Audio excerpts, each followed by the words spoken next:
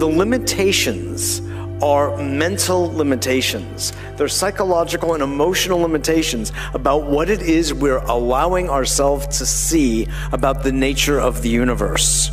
Moray and I had a very nice little chat about this, that it is a game in many ways of perception. And you get the world that you perceive. If you keep perceiving it on one level, indeed, you will get that world. And if you open that world up, which is the purpose of this entire conference, you will get a larger, infinite world. Okay, without further ado, I want to bring on Judy Wood and get down to some more brass tacks so we can progress our evolutionary thrust in today's afternoon. Judy Wood.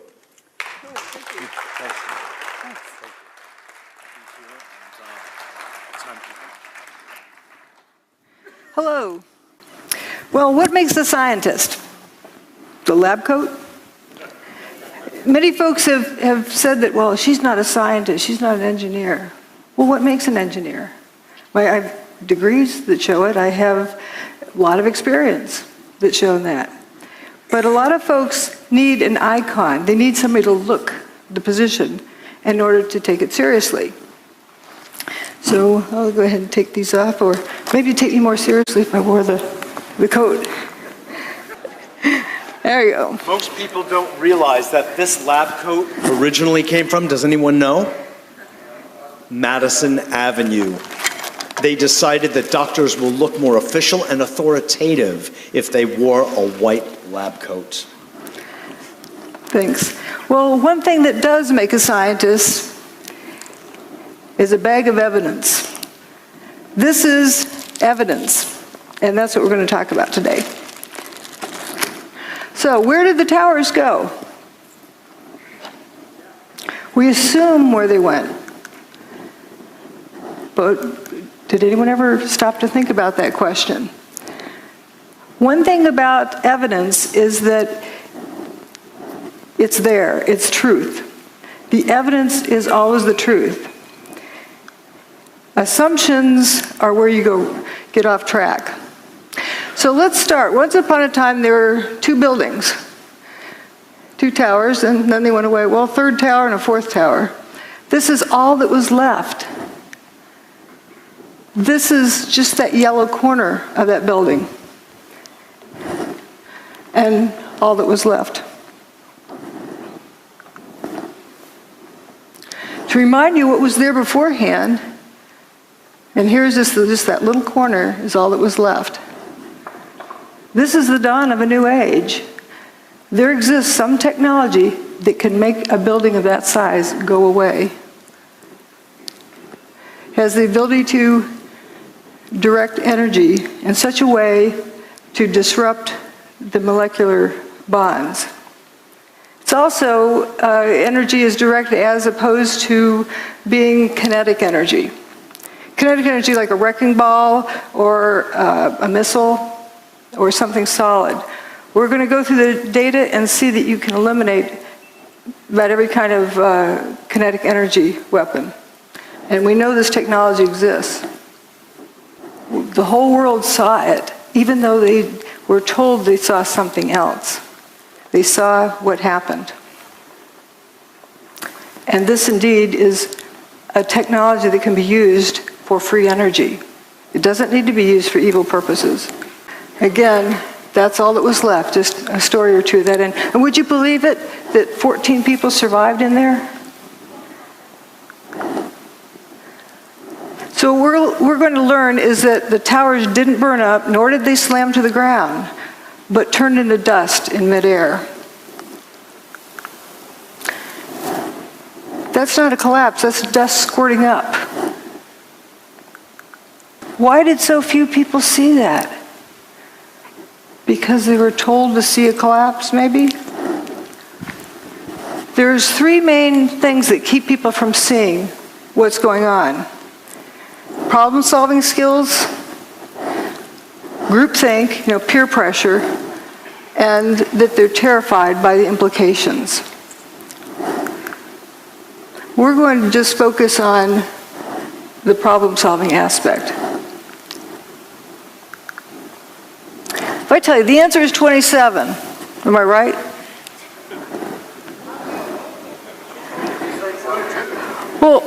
what's the question?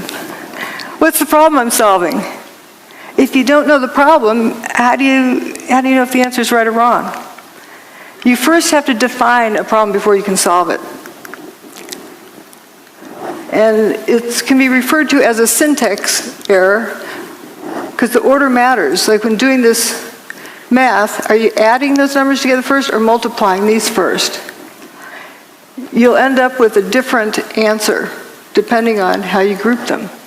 The same thing with crime solving or with problem solving. The order matters. So if you start out with a theory, we have thermite or we have bombs or we have airplanes or whatever theory someone has, and they take their pick from this list of things, and then they go cherry picking and searching for the data that's going to support their theory. So in essence, what they've done is determine the problem. But what happens if it was something else that they didn't take into consideration? They'll never get to the right answer.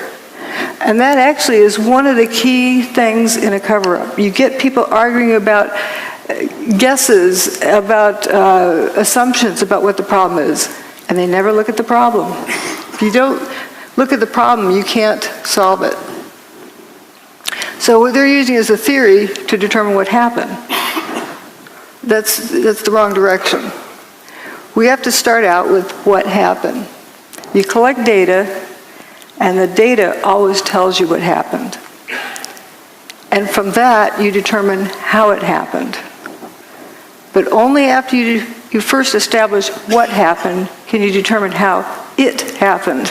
If you don't know what it is, you can't determine how it happened. For example, look at these beams falling with dust trailing behind them, opaque dust. Let's say you're going to impersonate one of those beams. So you cover yourself with dust and jump off the top of the building. From the ground up, would someone see that dust trailing off of you? No.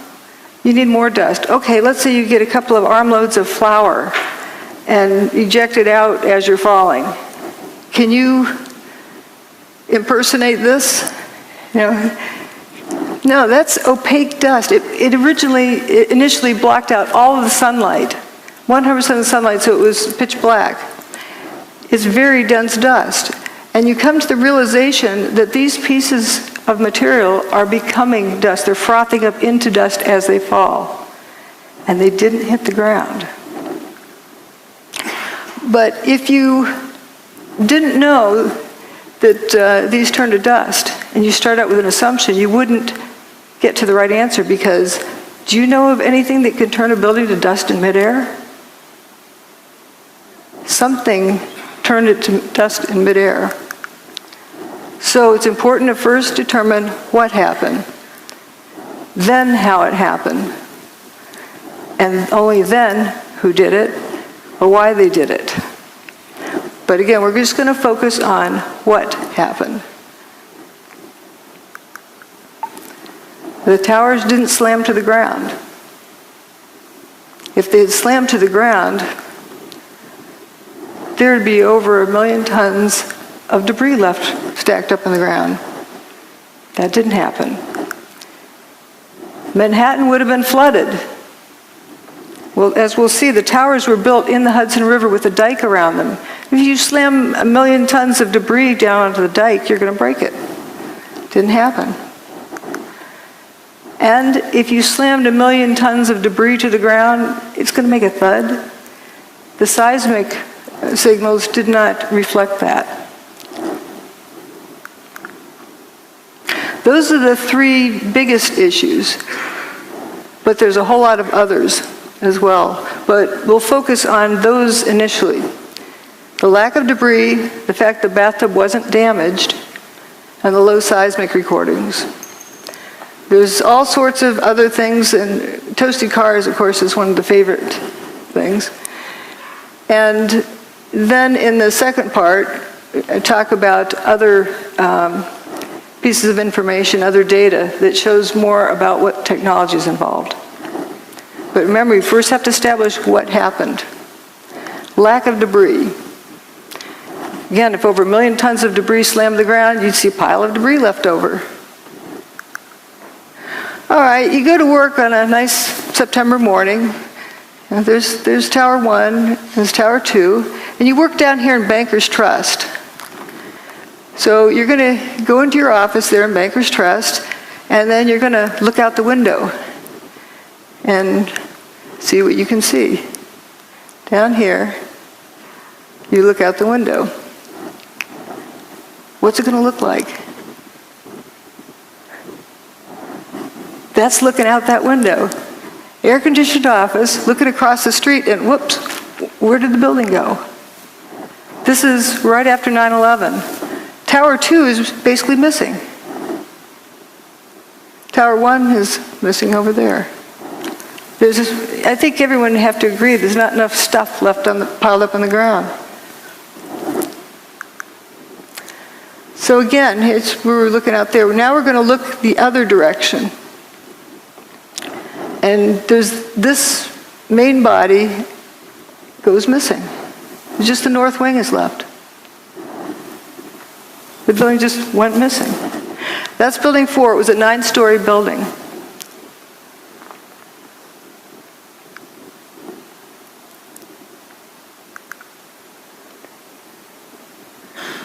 So this is what was there beforehand, and it just basically all went away. And a satellite image shows, all sorts of holes that were in those buildings. The middle part of building 6 is gone. It looks like a post hole digger cored it out. You have holes over here on Liberty Street. Even some holes in Vesey Street. And notice again that north wing is remaining, but the main body's gone. And this is Bankers Trust, where you're looking out the window, seeing a non-building across the street. Few people talk about this building. It's a 22-story skyscraper. Well, it would be the tallest building in most small towns. It went away except for that last little corner. And building 7 over here as well. Every building with the WTC prefix was destroyed that day. So we're going to look at this direction. Now, a lot of people talk about hearing the BBC announce early that Building 7 went away. Well, CNN did the same thing for 1 Liberty Plaza, but it's still there. They just get excited and want to be the first to report.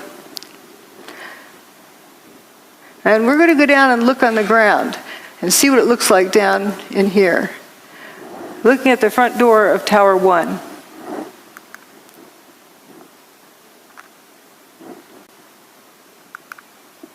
So here we are down on the ground. There's Tower 1, the north and south walls.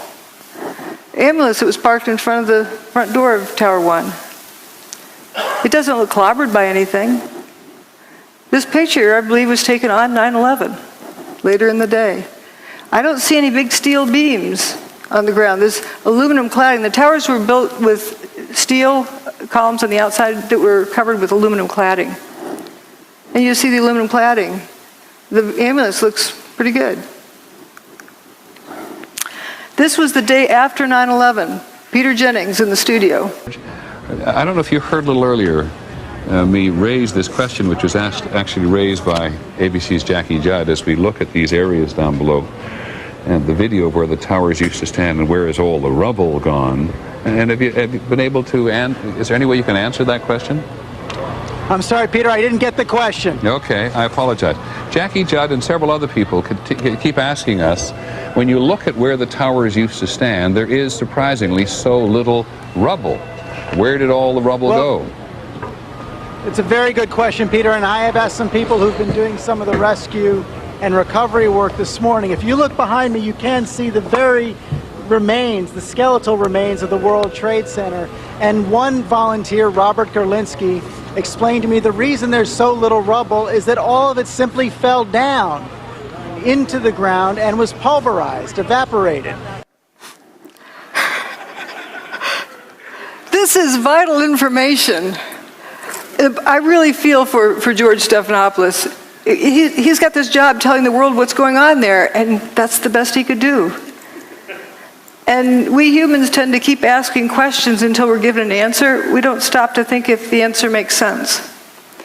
So what he is telling us is that it's obvious there's a big lack of material there.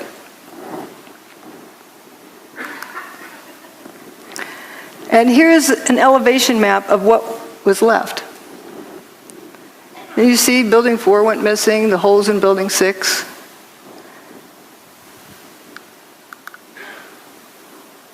Here's a firefighter in stairwell B. I heard this very, very loud noise above me. It was just a tremendous roar. Right down here, while that picture was taken. It was above, and it sounded like it was coming towards you, and then the wind, a very, very fierce wind, and my heart started lifting me up off the ground, and so that's when I crouched down. The next thing I just crouched down. I got to the corner of the staircase by the railing, and I just got as small as I could possibly get. Because I'm not a big guy to begin with, so fortunately I'm not. So I got in and I literally, I guess the best way to describe it, I tried to crawl into my fire helmet. That's what I wanted to do, just to protect myself. And I wasn't sure what was going on. I thought the building might be coming down, and I figured, okay, this could be it, and I was a little angry. I said, so like, damn it, like, why me? Why, I'm beautiful. I'm going to die in the World Trade Center on a beautiful summer morning. It's like a little denial and disbelief sets in, and so then I started getting hit with stuff. It was just debris was hitting me, and it went dark, and then the next thing was just total silence, nothing, no wind. No noise, no light, nothing. And then I started hearing noises. I started hearing like moaning, and guys were starting to communicate, yell out. These were the guys I was trapped with. They're calling out, who's there? You guys all right? Blah, blah, blah, and this kind of thing. And I realized I was other people. I wasn't alone, because when you're alone in a situation like that, it's like existential isolation. It's like, and then when you find out you're with other people, it makes you feel a lot better. Even though you're in a very bad situation, at least there's other people. But then the strangest thing happened. This beam of sunlight came right in on us, like about 8 inches long, but it was clearly sunlight. It was all dirty, full of debris, and it looked like pepper was floating around in it, sort of. But it was sunlight, and I'm like amazed now. It's a 110-story building above us, and I'm looking up at the sun. He was right at the base of this building. But when you came out, you had no idea where you were. There was no way to tell north, south, east, west. It was just the whole atmosphere was full of debris and papers and smoke, and there was no landmarks. There was no way to make a reference point. You couldn't see the sun anymore. The sun had gone away because the sunlight that had come in now was gone, and so there was no way to tell which way you were going. He was at the base of this building while this picture was being taken. And all 14 of them walked out on their own steam. Let's see. Here again is where they were. Jay Jonas was one of the ones with them, and said, I looked and said, guys, there used to be 106 floors above us, and now I'm seeing sunshine. There's nothing above us. That big building doesn't exist. Then later said, these are the biggest buildings in the world, and I didn't see one desk, one chair, one phone, nothing. Another survivor described walking out onto an empty football field. This is from the base here. This is what was there that went away. And that's where another 14 folks survived, in that little stub at the end of that first building I showed. And they had that hole in building 6 where 50% approximately of building 6 was missing. and the main body of Building 4 went missing.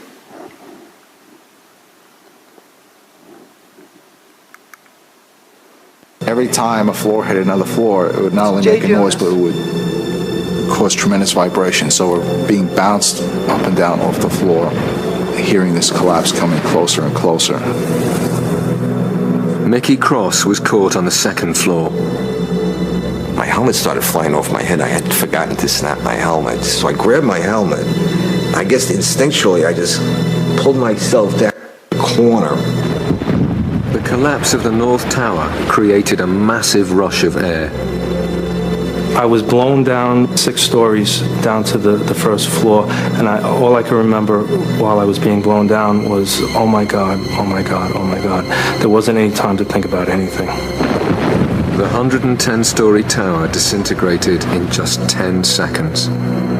It was that fast, yet for me it was kind of slow motion too at the same time. And I remember thinking to myself, I said, oh shit, this is it, we didn't make it.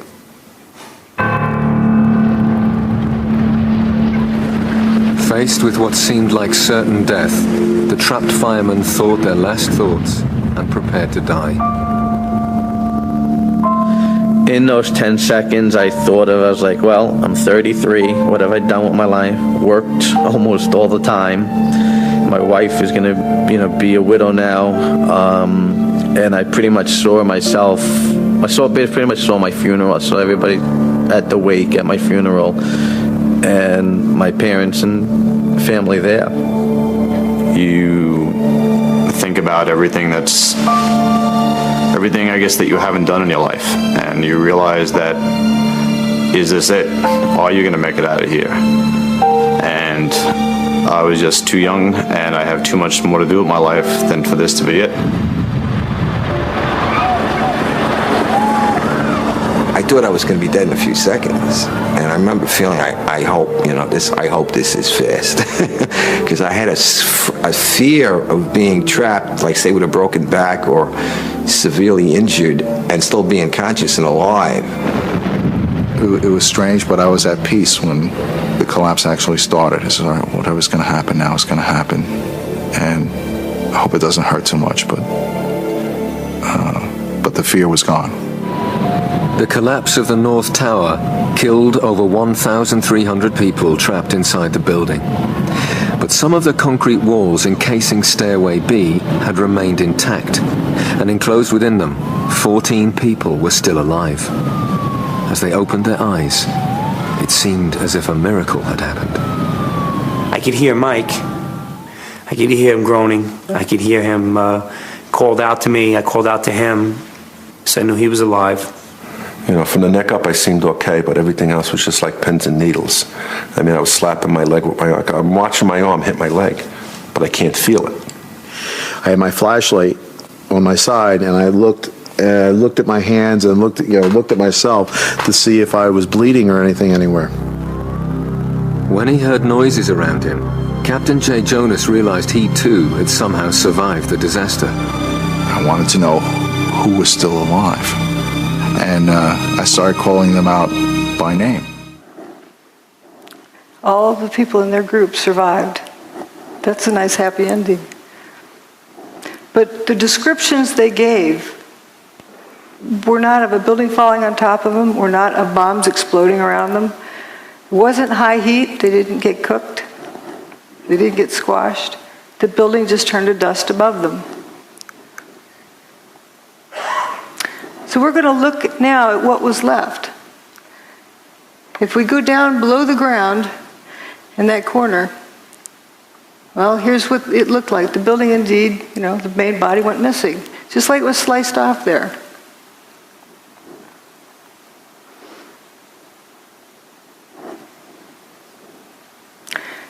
So the mall is in the first story below ground. And there's some firefighters that were walking along there. We're going to go down one story and look at them. The perspective.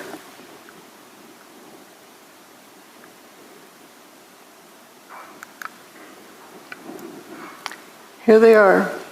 That's right under that area. It's a little bit punched in down here, But you can read innovation luggage, Hallmark cards, so you know right where they are.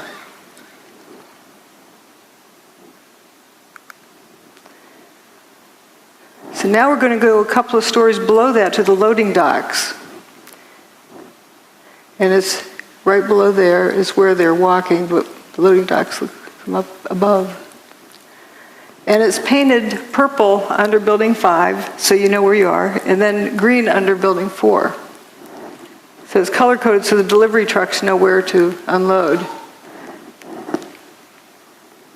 And we're going to look down that direction.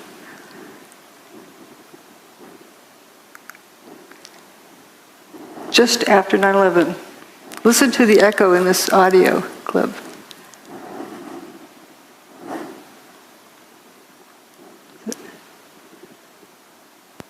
Going down to the parking garage. We're in quite deep. These are the first pictures of search crews underneath the World Trade Center, desperately looking for survivors. That's not a collapsed parking garage. That's not even a full parking garage. It's an empty parking garage.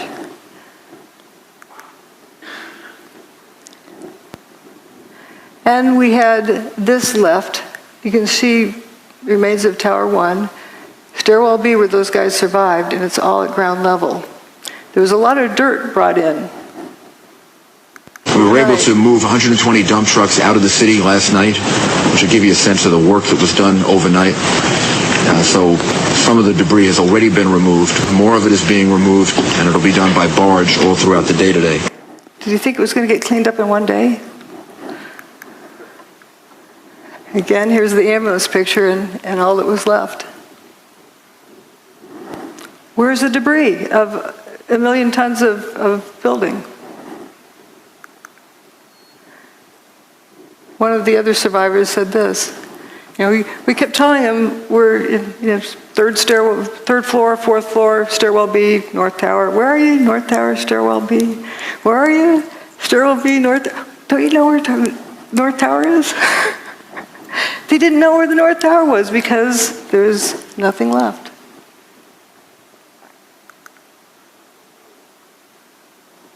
And do you blame them? Here's right where those guys were, up in that little corner.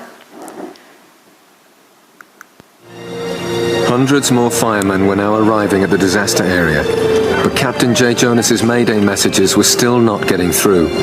Trapped down in the remains of Stairway B, there was nothing else Jay could do. We realized we can't get ourselves out. And that's a big mental leap for a fireman to take, because we're so used to being the people who are going in to rescue someone. Now, the roles are reversed, and you realize you're helpless yourself. But with the survivors buried alive beneath a debris field that extended over 16 acres, it seemed they would need another miracle to save them.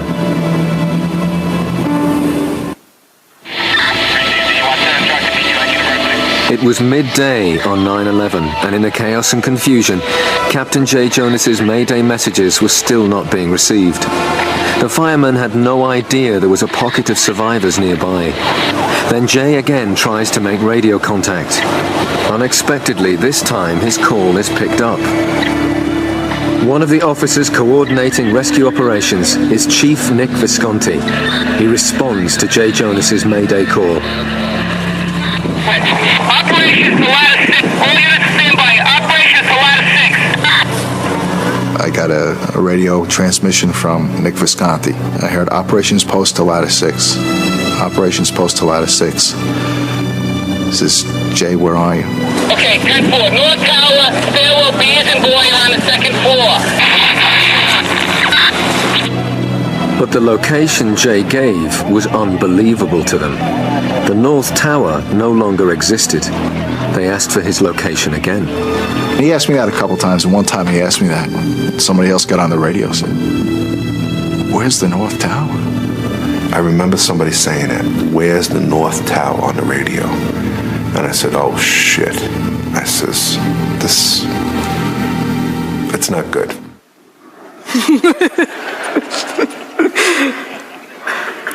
What I like about these clips from the BBC's show about the miracle in Stairwell B is that these are the original people. They're telling their story. Indeed, they're real people, and they were trapped in there and walked out. And what they experienced. Can you imagine being at the base of a 110-story building and the building goes away and you're left alive? There's also a fellow who remained at the edge of that hole in Building 6. His buddies didn't make it. They were a few feet away. There's Stairwell B. And just to look at the amazing aspect of this, you get the bare sidewalk over here. Building 7, a 47-story building, didn't even fully spill across the street. If you had a big building coming down like that, even with explosives in it, it'd be like machine gun fire on all the adjacent buildings. Didn't happen. And this dome doesn't look clobbered. It's right across the street.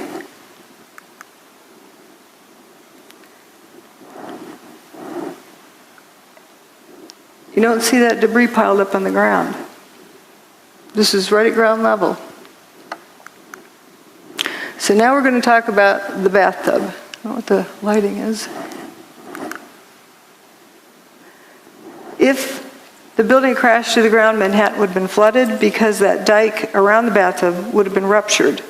And all of the PATH train tunnels and subway tunnels are all connected underground, and they would all have been flooded. That didn't happen. Here are the towers before they built across the street. There was just water right there at the base of the towers. And the towers go well below the water table. There's also the rail lines that come under the Hudson up into the base of the bathtub. That tunnel was not damaged. First they were worried because they had water in the tunnel, but they had fire hoses on it, rainwater going in there. But once they pumped it out, it stayed dry. That's the bathtub wall. It's called, or slurry wall, or dike, whatever you want to call it. It keeps out the Hudson River. The towers were actually built in the Hudson River 70 feet below the water table. That's 7 times 10. So they're pretty far down there. And if that thing had been ruptured, Lower Manhattan would have been flooded. And here's the Hudson River, and as they're constructing it, you can see way deep down in there is the base, down there in bedrock. The PATH trains from the Jersey side used to come up through here and back out, but they rerouted them to turn around in the new big bathtub. I thought the seismic data you were going to look at was data associated with the collapse of the tower, particularly 2. Yes. Oh, yes.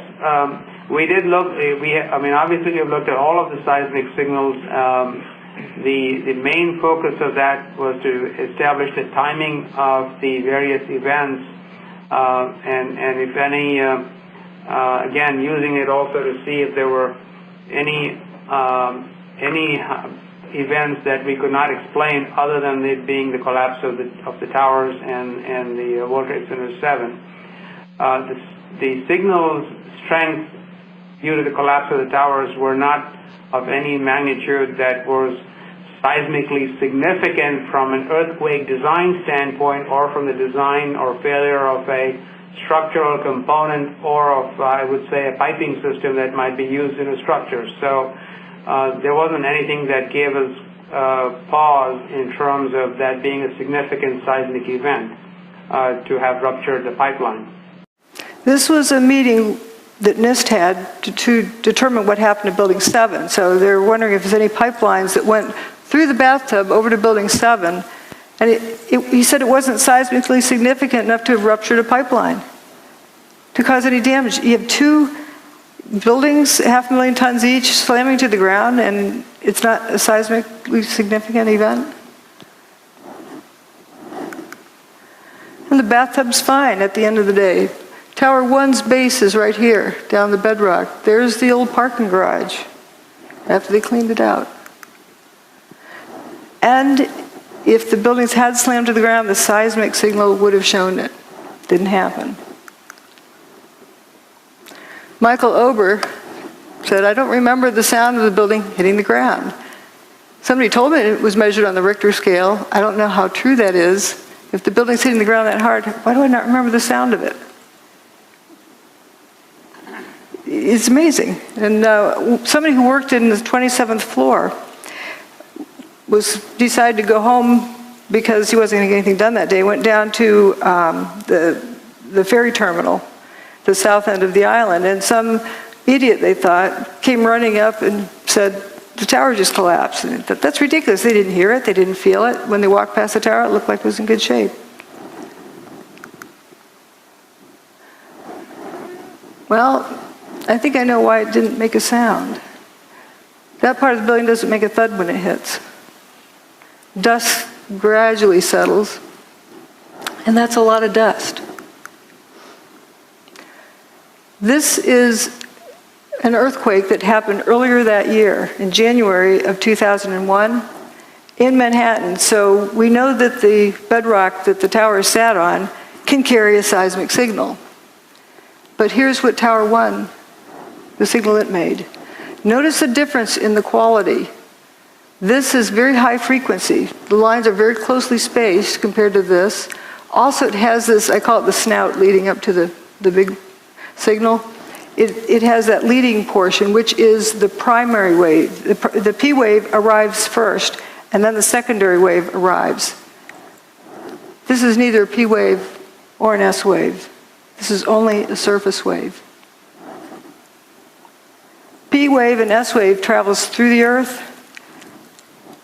In other words, when during the tower's demise, the signal did not travel through the Earth. Again, that's the January 17th earthquake. And here's, the P wave is like a rubber band snap, and the S wave is like a jump rope. And the rolling surface, like getting up off a mattress in the morning, the mattress springs back up. If you remove two 500,000-ton buildings, you're going to create a surface wave. But it only lasted 8 seconds.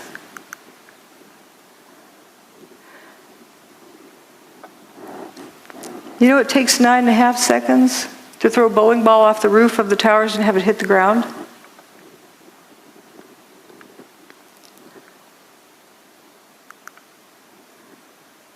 So how can this be? The building couldn't have reached the ground as a solid, rigid object. Here's where Tower 2 had already gone by the time this chart started. Tower 1's demise there. But here we're going to focus on Building 7, down here. There was an earthquake in the Fox Islands up by the Aleutian Islands, and that's what the mess is after that. But where this vertical red line is, there's no seismic event that shows up at the scale. Nothing that stands out from background noise. For a 47-story building's demise, this is the King Dome. So here's a controlled demolition, and it produces a P wave and an S wave. So what length of time does that take? It takes, for a free fall speed from the roof to the ground, is about 4 seconds. But the portion of time that the ground shook was more than twice that. So that doesn't answer the question either of what we saw.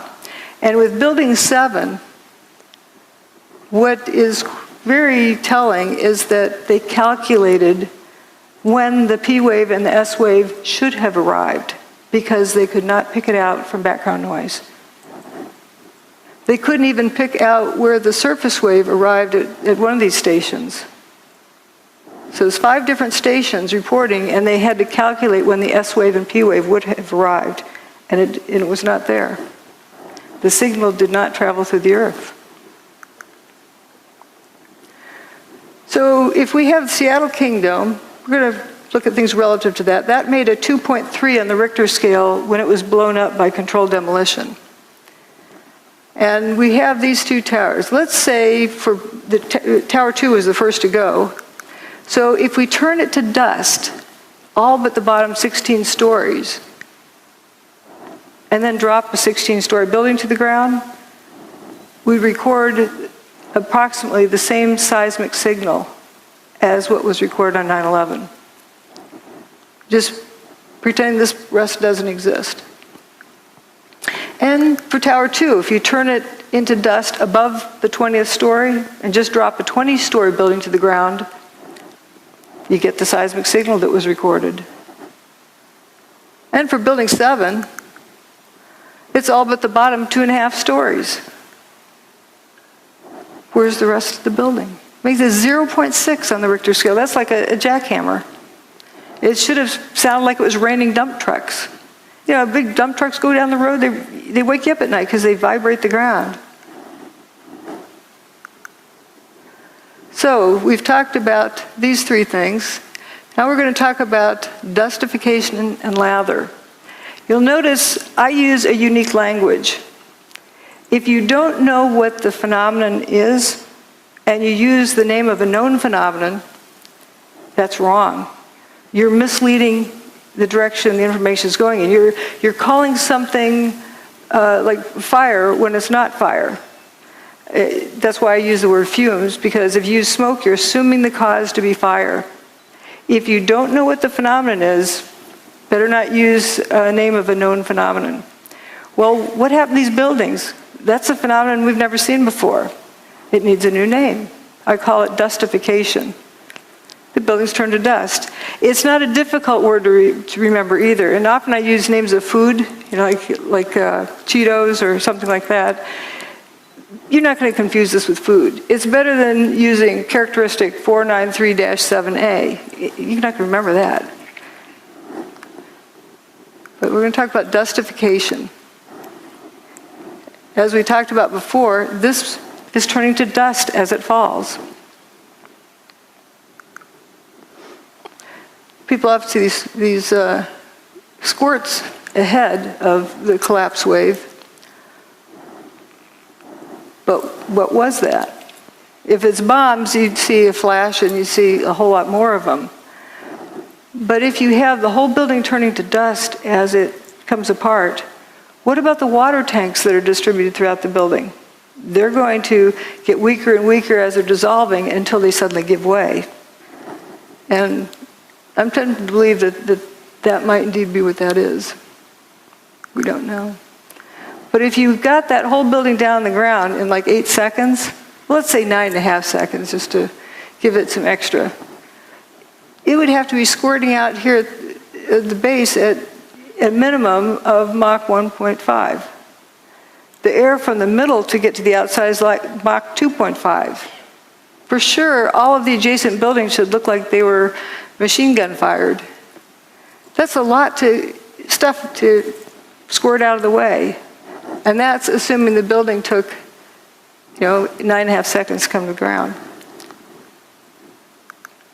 So to just have those couple little puffs, something's not right there too. Now, people who say, okay, they claim they heard explosions. And so therefore it must be bombs in the building.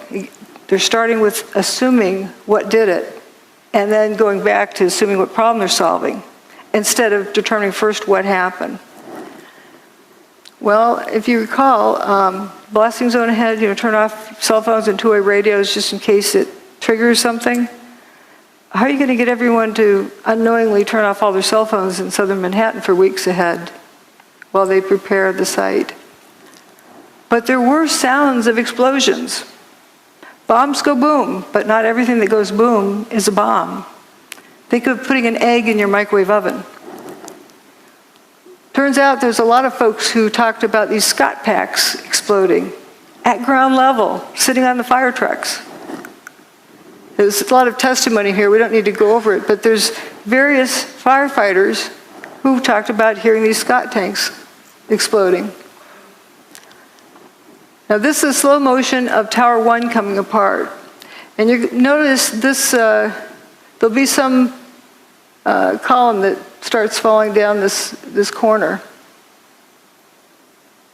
I think it's in here.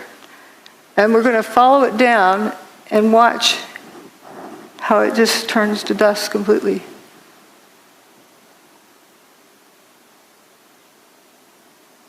And as well as these other things. Here it is. Okay, it's got the dust trailing behind it. This is a solid piece.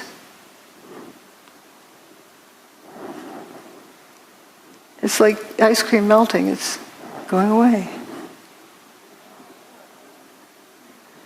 And if you focus on various other parts, you'll see the same thing. There's no sound with this. This is a high-speed version. You can see that piece again. And these big chunks over here. So you see it's turning to dust as it comes down. And we're going to go look down on the ground right next to where this was coming down. This is the Verizon building here. Whoops, right here. And we're going to look at the corner right below there.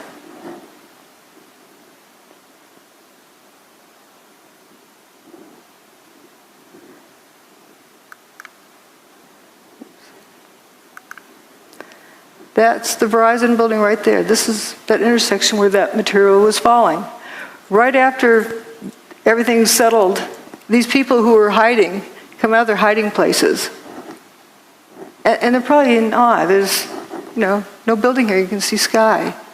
Looking at the body language, the guy with his hands on his hips, arms folded, arms at side, they're probably in total amazement and shock and just bewildered. I call this picture the Twilight Zone because they probably felt like they just walked into the Twilight Zone. A bunch of cars went into spontaneous combustion, apparent spontaneous combustion up here with a sea of unburned paper in between. And here's that toasted car lot. But we're going to look at various directions of watching this dustification. There's a cluster of core columns that remains here. Watch what happens to them.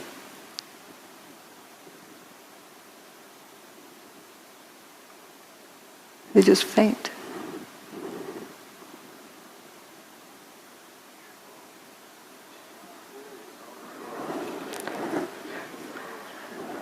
I believe that's the upper part of where those firefighters survived in Stairwell B. Those are core columns. This is another one. See how it peels away like a banana? And you see this clear air around it. Some folks like to say dust settled on it. Well, dust can't settle on something like that fast without seeing it.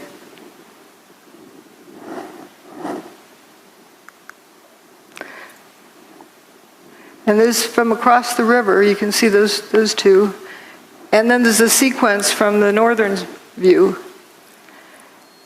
And my detractors like to say, oh, it fell over. And because the dust was so fine, it hung in the air. Well, if the dust is so fine it hung in the air, how could it be settled instantly on these vertical columns? We saw how it was peeled away like a banana. But it comes a point where it's no longer a crisp boundary and just turns to dust. I call it dustification.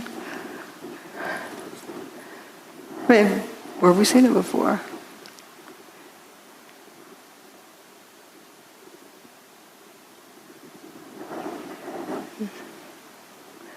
Here goes one more round.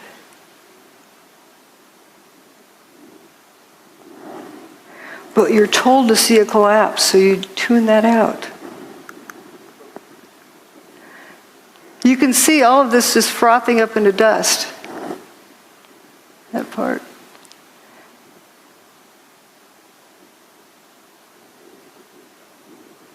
And it's also blowing downward. Very clean edges. So it isn't like dust was settling on it.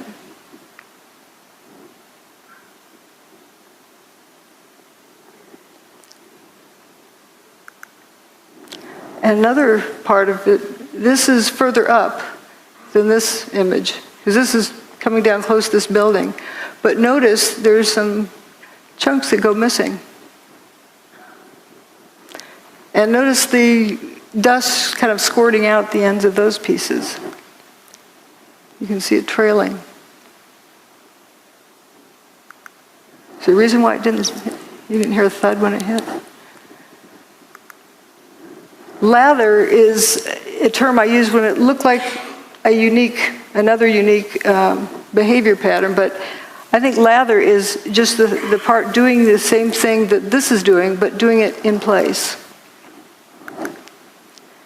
And this video is of Building 7, the north face, but notice it's one face and one face only that has this lather pouring out of it. No. Go low to the corner. Hold on.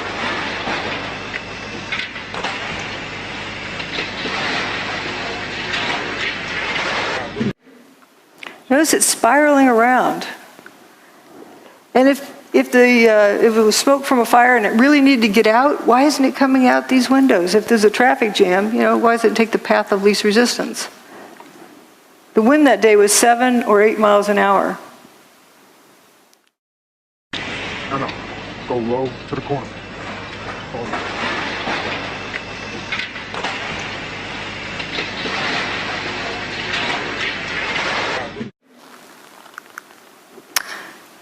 Now we're going to look at dust rollout and fuzzballs.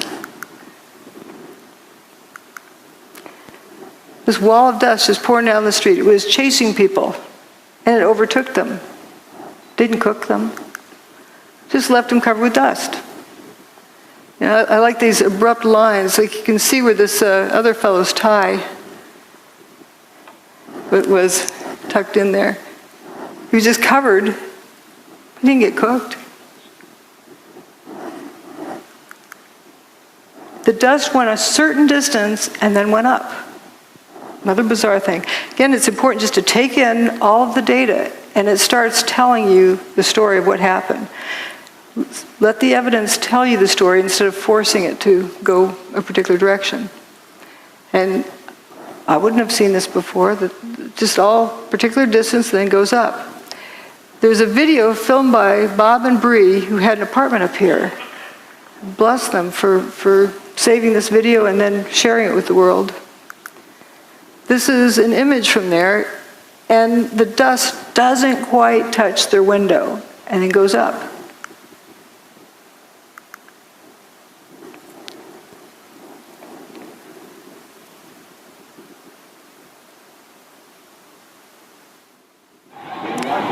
Oh my God! Oh my God! Oh my God! Oh my God! Oh my God! I told you! Oh my God! All these people! Oh my God! Oh my God! Oh my God! Oh, it's awful. Oh baby, how's Lily? Oh my God! Come on, let's go to the other room. Let's see how it's starting. Is this dangerous? I think it's just smoke. There's no danger of buildings. Is the air conditioner turned off in the room? Good thinking. And the windows closed in the bedroom? Near the area are an absolute crazy situation. The entire top of the building just collapsed. The entire building just collapsed. Building just collapsed. We're going to leave because... See how it just starts shooting up? It doesn't touch the window. This is a devastating development. It doesn't go past here. We do not know at this point the extent of injuries or casualties, how many people were in these buildings trying to get out. We've seen some gut-wrenching. Oh, people are running away. They're running away. What are they going to do? Green You guys grass. gotta run away. You see the obvious.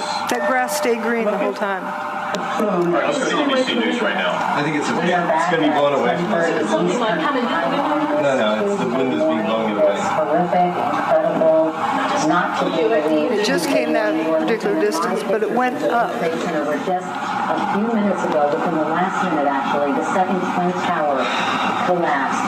Just to recap, if you're just joining us, around 8:42 Eastern Time this morning here in New York City, a plane crashed into the one Twin Tower of the the World Trade Center about 2:30 Isn't it amazing? It goes up. Now, controlled demolition, the dust doesn't really go above the highest point of the building, the original building.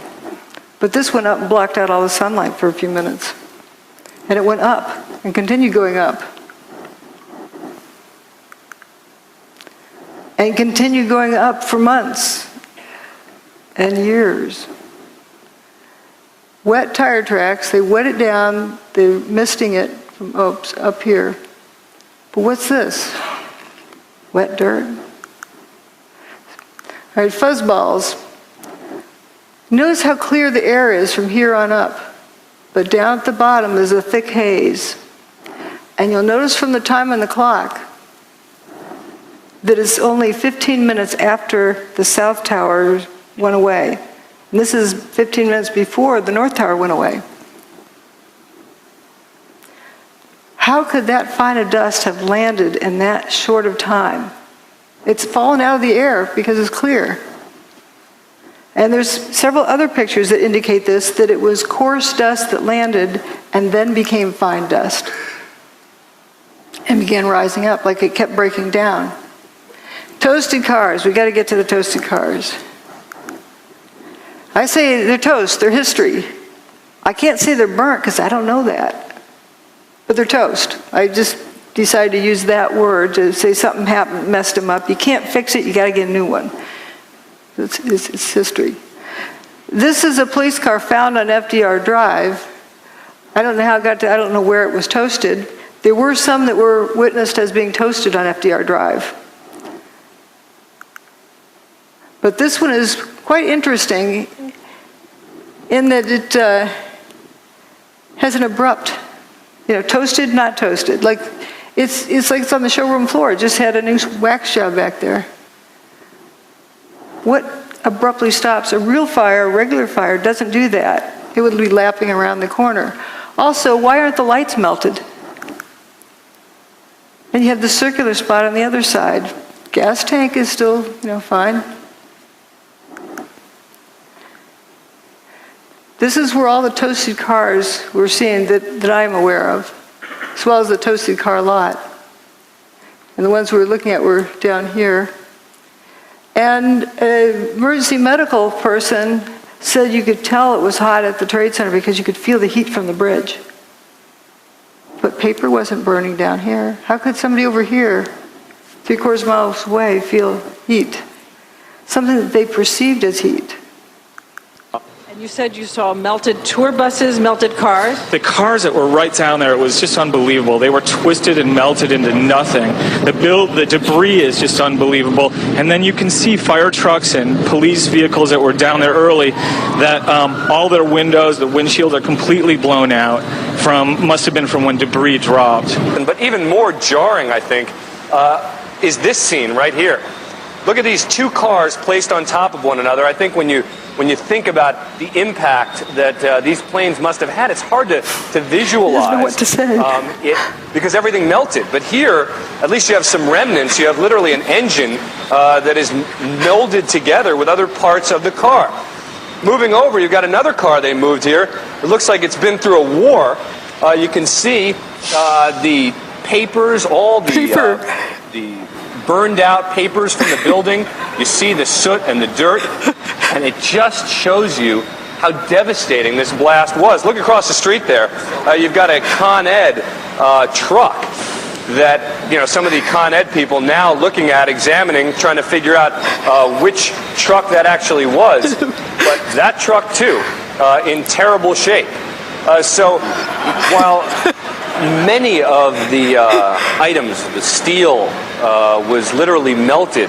People who have been right down next to the base of what was the trade towers say there's virtually nothing.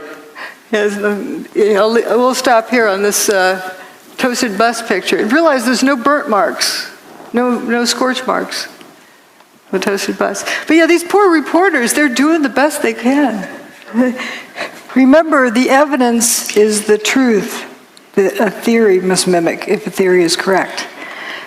Starting out with a theory, if you haven't figured out what happened first, you're just solving an imagined problem, not a real problem. So it's so important to look at the evidence. As we've seen, the evidence is showing us a different story than what we were led to believe. Now this toasted bus, notice there's no big flame marks running up beside the bus. No scorch marks. This echoing. Oh. And then we have also this vehicle that's already rusted. You can see building 7 is still standing. Every car up this road was toasted in some way. Every vehicle. I call this the swamp. I think you can see why. Is it the sound? Oh, yeah. No door handles. Yeah. Not a trace of window glass.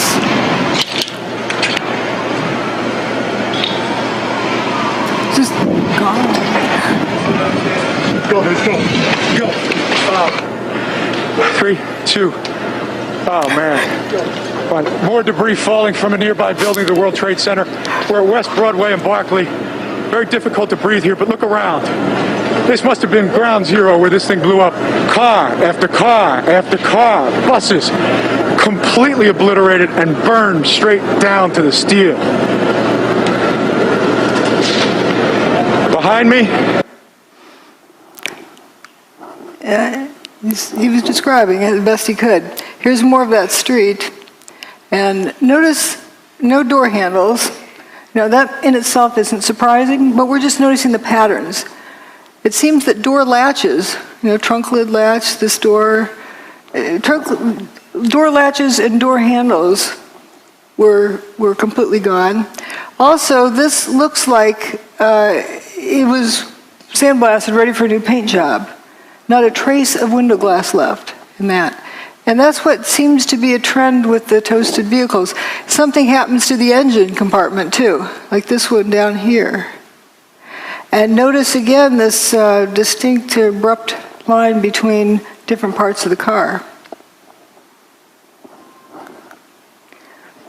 Now, often folks say, well, that's just like any old burnt car.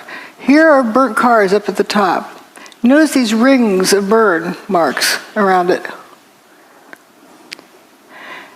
And burnt cars also have remains of window glass. This is clean down here. And here we have traces of window glass left. And of course, there's a lot left there. But the ones at 9/11, there's not a trace. The ones that are seriously toasted.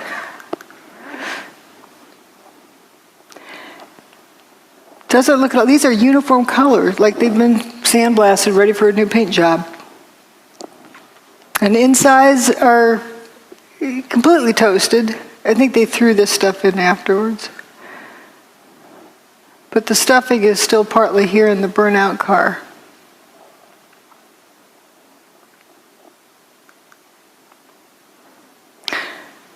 So there's a bunch of cars that appear to go into spontaneous combustion up in that parking lot.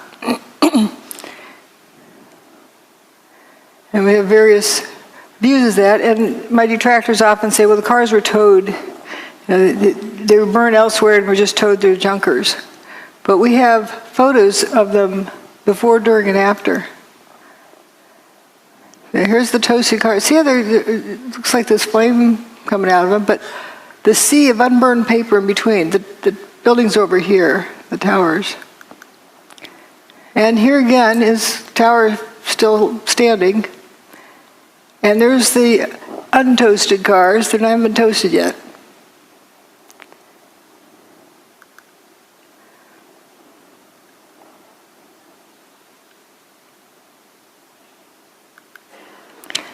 And there they are. They haven't been toasted yet. They're still in good shape. I actually thought this car was white, but I was surprised to find it was black.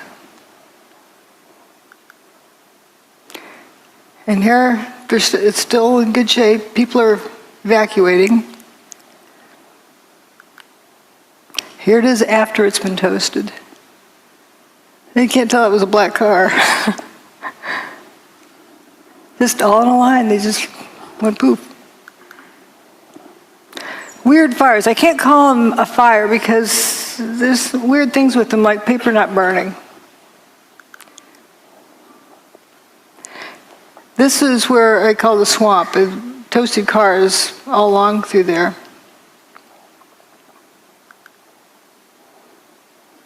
And the fellow who came out that door, he's probably the one that left it open, walked up West Broadway, and it was pitch black. And then he said, thank goodness the cars started lighting up, because then he could see where he was going.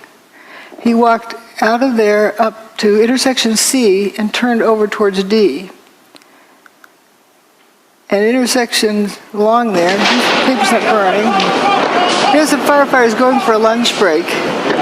They come, doo-doo-doo, you know. They don't seem at all concerned that they're walking through this fire. They aren't worried about a car blowing up. Now, this is an interesting picture. Often we were shown this by certain individuals who would say, see, molten metal. But wait a minute, what's really going on here? This is an igloo cooler and a trash can that aren't melted. If this is white hot, then it's got to be, you know, hot enough that it's going to melt this aluminum. Aluminum melts at around 660 centigrade, and it's a kind of a barely a beet red. You have to be like 1,000 degrees centigrade in order for it to glow. So when aluminum's glowing and it's not a puddle, something else is going on.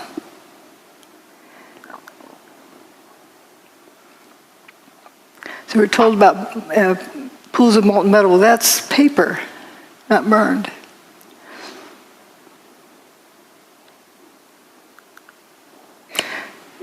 Aluminum is blood red when it melts.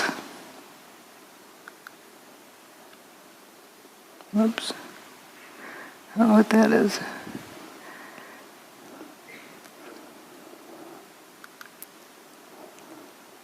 Again, remember this temperature, and up here is where you need it to be well above where aluminum melts. But you see, this aluminum cladding appears to be glowing on the end. This corner up here. And you get these, I call them Cheetos. And in case people don't know what Cheetos are, you know, the orange thing on the ground, and you're not going to confuse that with a piece of steel, but there's these little things that look like Cheetos that are glowing. Pretty strange. Videotapes the firefighter reporting molten metal like a slurry or a steel mill or a volcano. Those are quotes. Giant pools. What about the pictures of them dragging oxygen hoses all over the steaming supposed hot metal? If it were that hot, you wouldn't dare do that, would you? Would you? Well, we do have the infrared photos of the molten metal. Well, again, what melted the metal? Was it heat? Or was it something else?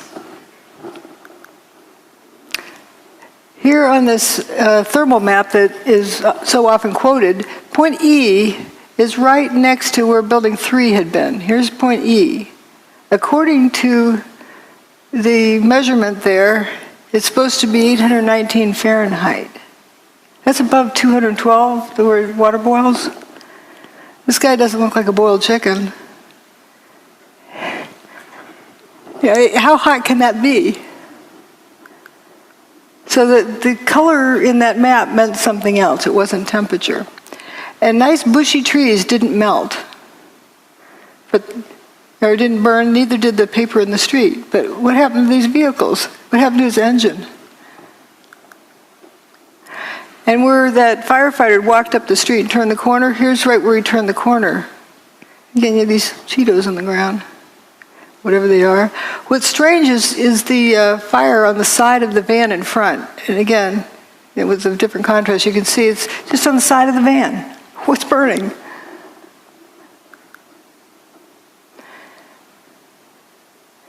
This shows the apparent spontaneous combustion. This is during the cleanup. You see that thing that flashed over there?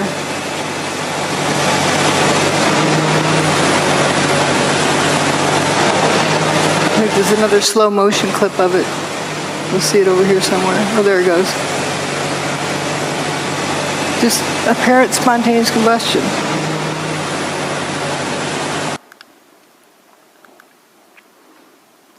This is a clip where they talk about hot steel-toed boots. Up to 10 times a night, often until 2 in the morning, delivering whatever it is rescue workers need to do their jobs, like the ones working in the hotspots.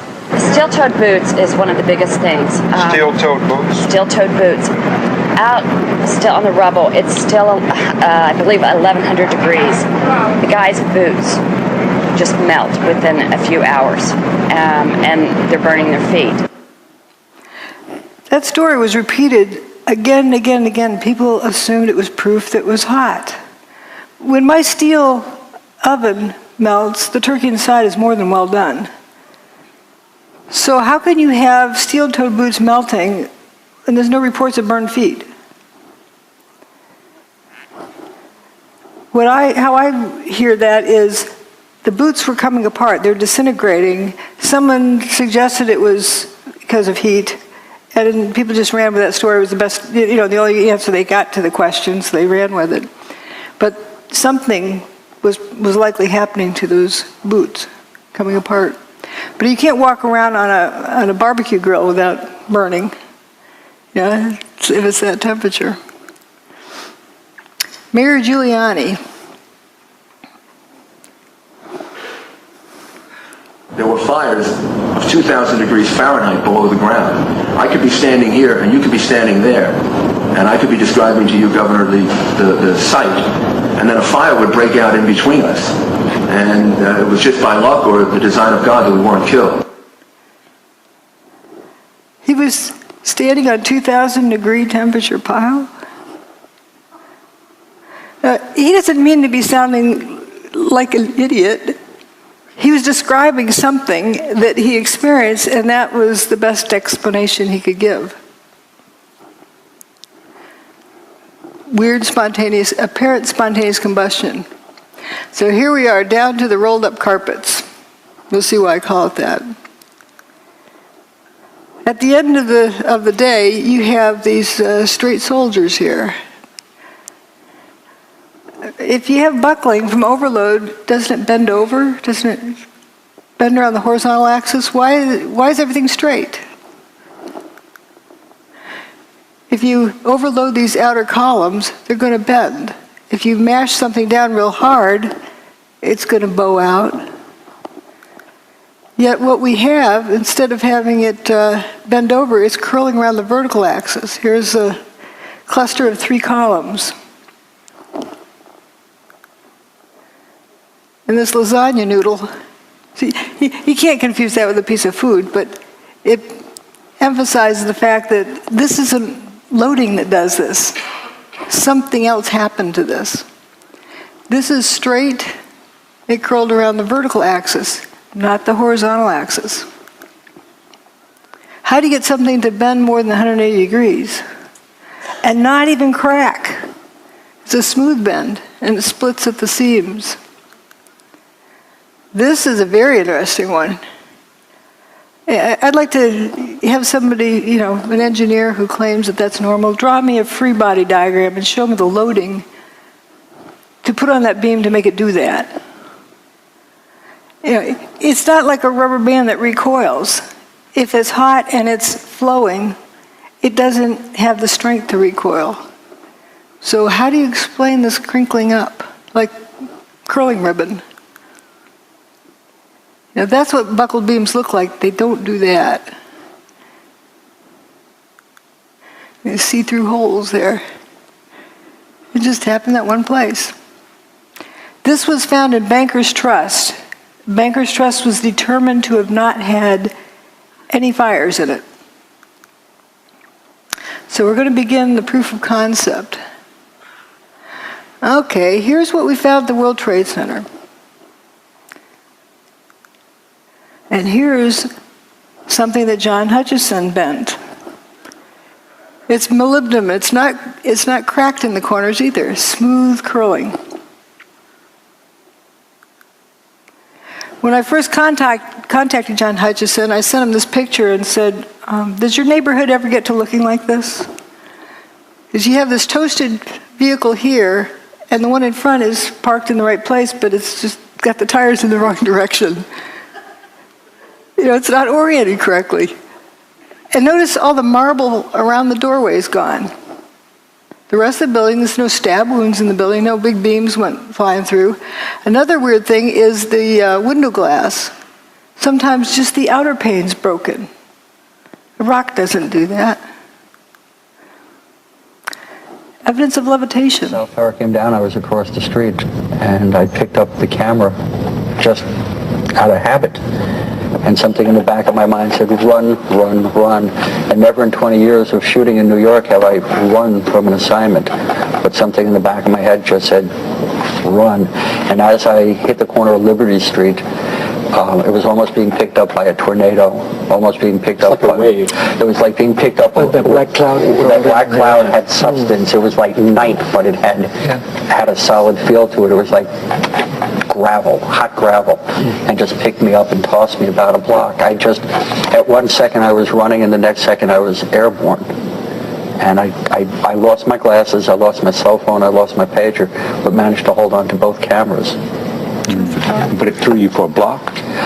I was back down at Ground Zero last week and walked the area where I have a pretty good recollection of where I was and where I wound up, and it was just under a city block.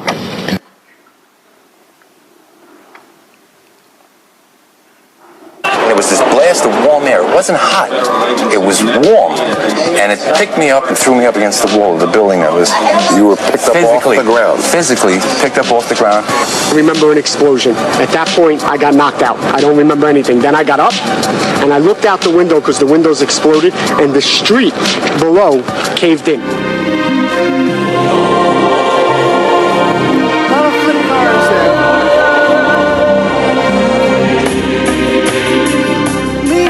The trees.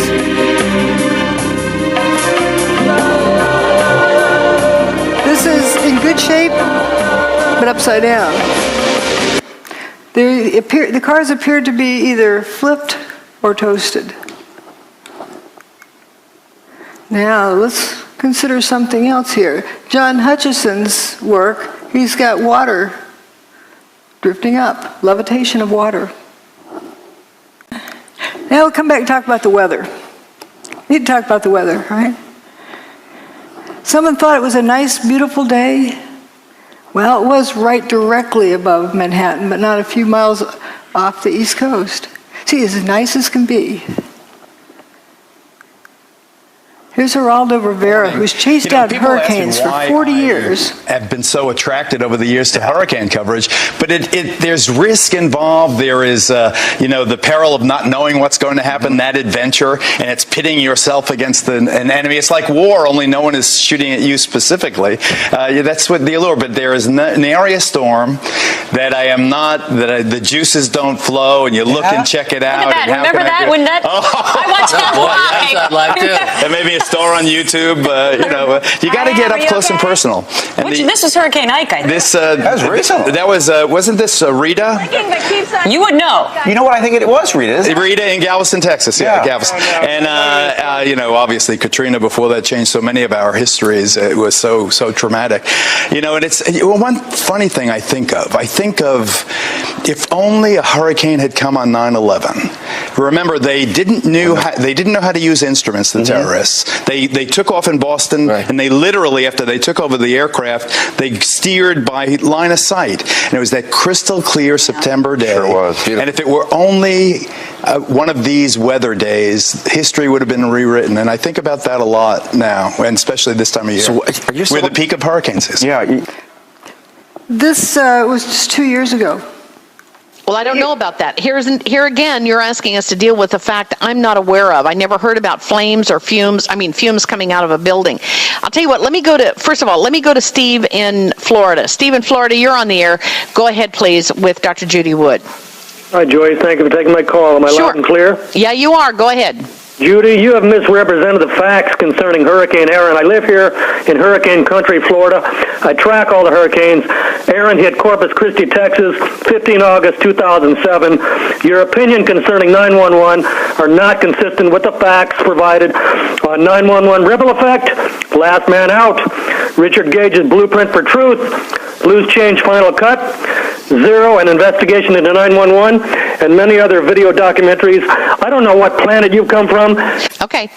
I guess he's gone. I don't know what happened to Steve. As for Hurricane Aaron, they did not retire that name. It has been used several times. It was first hurricane, I believe, of the 2001 hurricane season. All right, let me go back to George. George. Well, one funny thing I think of if only a hurricane had come on 9/11, and it was that crystal clear September day, Sure was. Beautiful. And if it were only one of these weather days, history would have been rewritten, and I think about that a lot. This is what was shown on television that morning of 9/11. This is where the hurricane was at that moment. See anything missing? This is where the hurricane was, here.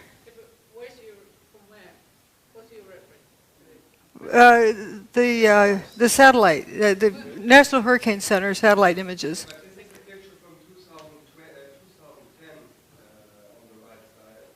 That's Geraldo from that time. The rest is from 9/11. Yeah, Geraldo apparently didn't know there was a hurricane that day. And Joey Moore, a flight attendant on 9/11 who flew out of Boston's Logan Airport just before the fatal flight that left, did not know there was a hurricane either until he saw it on my website. But why didn't they mention it? That's the question. It begs the question, too. Yeah. Because you know how much they like to milk those for all they can get. They love to report on hurricanes. I'm not saying anything. I'm just noticing if people didn't know there was a hurricane coming and you saw it was headed straight for New York, if it hadn't turned around when it did, Manhattan would have been flooded. And how fast can you evacuate that many people from Manhattan? Can you afford that risk unless you absolutely know there's no chance? Unless you know, how would you know? Right.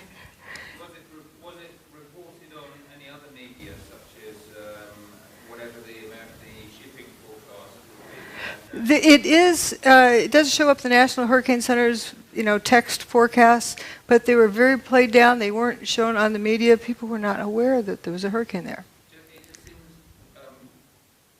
you'll excuse me, because I've done a fair bit of sailing, and there must be Oh. a bunch of ships on that coast. They took the ships out to sea because they knew that the hurricane was coming. But what about the small vessels that were sailing down the coast that have surely just been wiped out by the hurricane? They may have looked into the National Hurricane Center's reports, but it was not something that was heavily publicized. It wasn't zero publicity on it, but it was very underreported. I'm confused here. Are you saying that they actually moved the hurricane away? They had the technology? The hurricane for 4 days was going in a straight line. And then on the morning of 9/11, it stopped, turned around, and that afternoon it started heading out of town. So you think that was artificially done?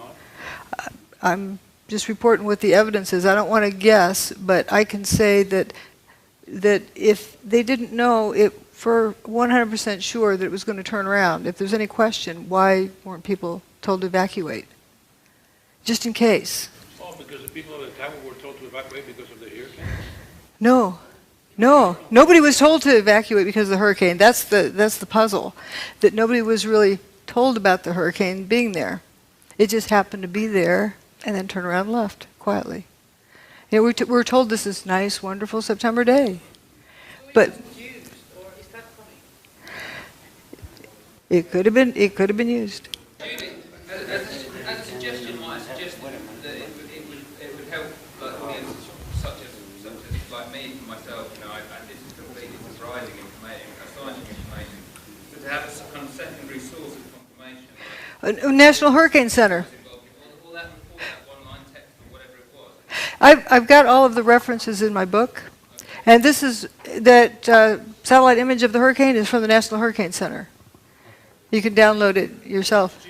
I'm just saying that I think it would help your presentation. Excuse me, drjudywood.com /articles /Erin you'll find 5 pages of multiply referenced data from the UK. Ladies and gentlemen, let's let Dr. Judy Wood get through her presentation. We've got plenty of time for questions afterwards. Thank you so much. So let's also look at some other information. Now, the hurricane was going to turn around at some point. They thought on day one it was going to turn around because it was a high-pressure system moving across the U.S., but then didn't. Well, maybe on day 2 it didn't. Maybe on day 3 it didn't. Maybe on day 4. Thank goodness it did. They had predicted it was going to turn around all this time, but did they really know when? If they didn't know, they ran out of room. So here we have the high-pressure system moving in from the Midwest, and it's increasing, while the hurricane, which is a low-pressure system, is moving in from the Atlantic. And guess where they met and when? 10 a.m. on the morning of 9/11. They were superimposed at that area, so you have 2 counter-rotating systems, curiously. And interesting drop with the humidity. But let's look at this magnetometer information. This is the Earth's magnetic field from the ground, not from the satellite, but from the ground in Alaska. There's 6 different measurements. Each of the events on 9/11 are with a vertical bar. The first one is WTC-1 getting an airplane-shaped hole, then WTC-2, then WTC-2 goes poof, WTC-1 goes poof, and then later Building 7 goes poof. I say goes poof, they didn't collapse. They turned to dust. So it's interesting, it's pretty much a steady state and something different happens here. There was a solar storm approaching, but it didn't get to that point until a day later. So there's something else going on here. A closer look, about 20 minutes before WTC-1 got its hole, that's the North Tower, they started wandering off of their average value. And as soon as WTC-1 got its hole, it reverses direction. As soon as WTC-2 gets its hole, it goes horizontally. It's like one reversed the other one. Maybe coincidence? And then when WTC-2 goes poof, they start going downhill, but when WTC-1 goes away, it really drops off the cliff, and then things are all haywire all afternoon until WTC-7 meets its demise. The Earth's magnetic field, as recorded at 6 different stations. Again, here's where they start wandering down. There's actually 3 different measurements for when the North Tower got its hole. The 9/11 Commission report, the Palisades seismographic station, and the NIST report. I can tell you which one's right, based on where the turnaround happens. And see how these go horizontally after Building 2 gets its hole. These are the 6 different recording stations. It's just, you know, a curious set of data. Now we're going to get into the proof of concept. I can't say for sure what technology was used, but I can show you something that reproduces all of the same phenomena. Seen this guy, Nikola Tesla. He can generate all of these various pieces of evidence, all these different phenomena. So can John Hutchison. When he tried to replicate the work of Nikola Tesla, he discovered all of these characteristics. And all of those characteristics were found at the World Trade Center site. Let's notice this metal luminescence without heat. You know, hot things glow, but not everything that glows is hot.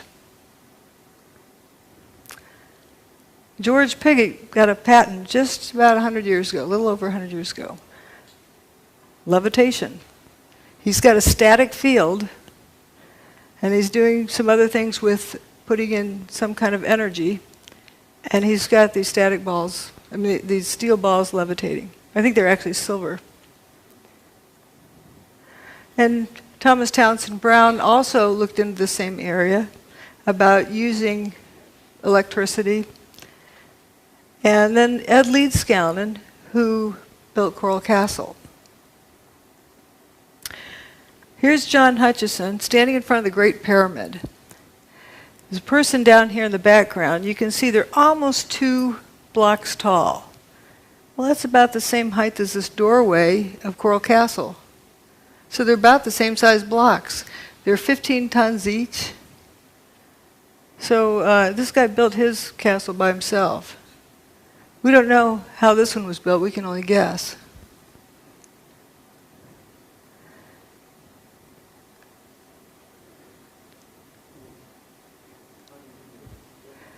Well, let's look at how John Hutchison's more of work here. This is an iron block. It's 2 inches by 2 inches by 7 inches tall, solid iron block. And when he puts it in his system, it buckles over, and you can see some fuming here. And it actually is colder to the touch at the end of this. And here we get to see it happen. And we're going to compare it to the fuming door handles from 9/11.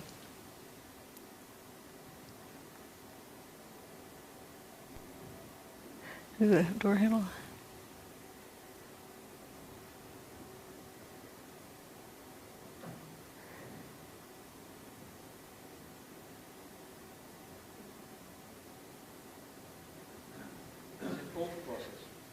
Yep, it's a cold process. Solid iron. And this fuming, which is interesting. You know, the car window is broken open here.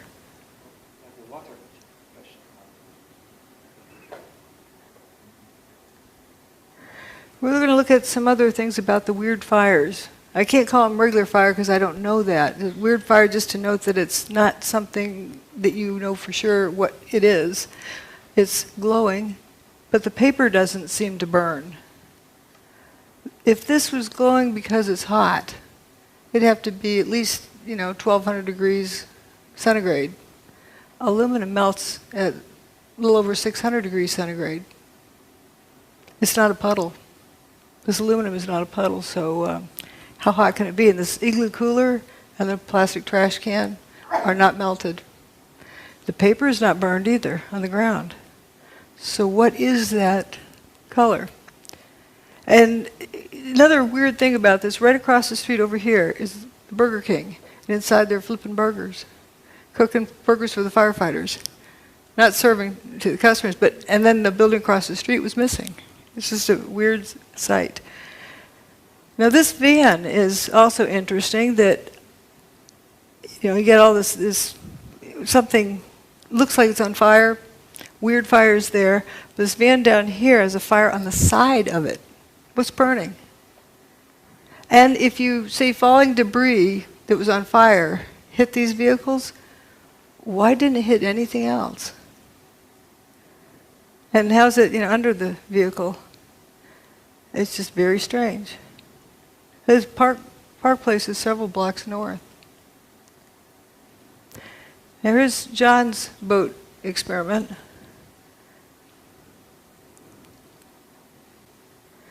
Well, what it shows is when he turns off his gizmo, then the boat lights up with weird fires.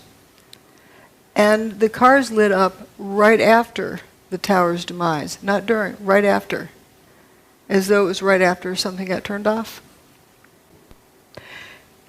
This is another interesting, at the WTC, how this beam curled up. Actually, that was right across the street. That was in Baker's Trust. These are John Hutchison's samples. Notice there's no creases in the corners. I should have found the picture of holding this one like this. Yeah. Vitamins? But it curls up like that, like at room temperature. And this is a video that hopefully will run. There we go. It wiggles back and forth.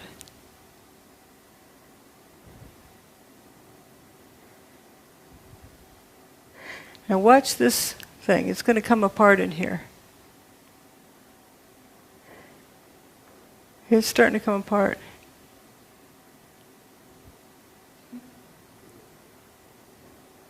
Weird things happen. Some other weird things that happened were roundish holes in the outer pane of windows. They weren't necessarily through both panes. That's strange. If you throw a rock through a window, it breaks the window because the window is brittle and it bends, and brittle materials are weak in tension, so it shatters the glass. So how do you get a round hole without cracks running out? Turns out somebody replicated that very thing. This is my analogy saying, okay, if you drop a rock in a pond, it ripples outwards. Maybe something like that is what ripples outwards with longitudinal waves that causes the glass to break in a rounded pattern. Now let's think about hurricanes. What do? Well, Hurricane Andrew drove this 2x4 through a tree. Piece of plywood. And with tornadoes, I'm sure you've all heard about straw through trees. It's not because they're flying fast. Something weird is going on. There's John Hutchison's sample with a butter knife in a piece of aluminum. He also has one with wood in the aluminum. If the aluminum's hot enough to melt, the wood would have burned up. So it's strange. Now, when I found these, you can see the blow-ups. I wondered, why on earth would the car door be peeling split thickness? It's not a laminated structure. Didn't know what that meant, but it was definitely a category of data, and I put it aside. Later, when I found John Hutchison's work, wow, he can peel open extruded aluminum. That's not laminated, it's extruded. And we have these coins from the World Trade Center. People like to say they're melted together. I point out that zinc melts before copper does. It also boils before copper melts.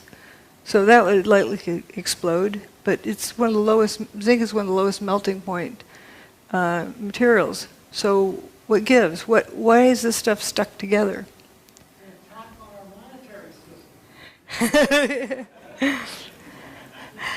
And this is the only surviving file cabinet from Ben & Jerry's ice cream store.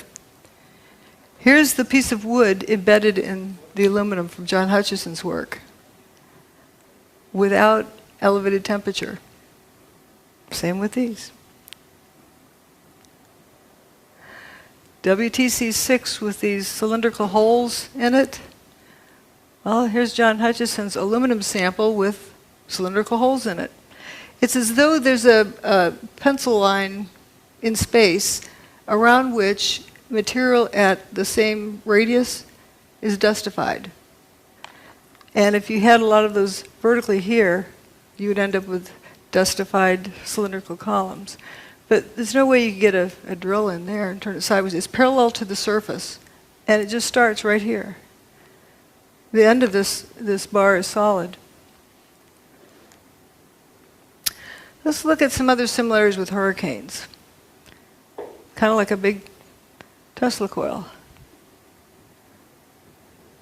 And come to think of it, ahead of a storm system, people feel the storm coming. Birds know to head for cover. You can feel the static field ahead of the storm.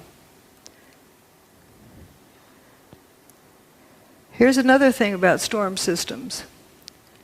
I don't know if this needs a click or not. This is from this past spring in Texas, where there's a bunch of tornadoes, and you had flying trucks. As it went across a transport company, trees flying through the air, semi, the trailers, there you go, a couple of semi, look at that, the beds of the trailers hurling, twirling around in the sky and then dropping down from at least 50 feet high down into the ground. We saw trees, there goes another semi. And it's spinning. It's spinning, down it comes, bang, lands on its nose right down at the ground.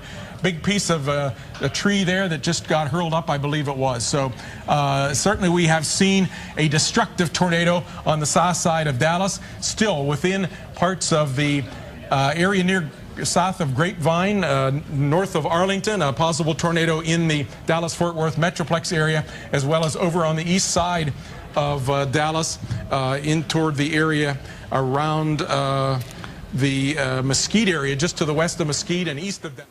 Those are flying trucks. I would say that's anti-gravity. It's not a vacuum. And people who've been picked up in funnel clouds can still breathe.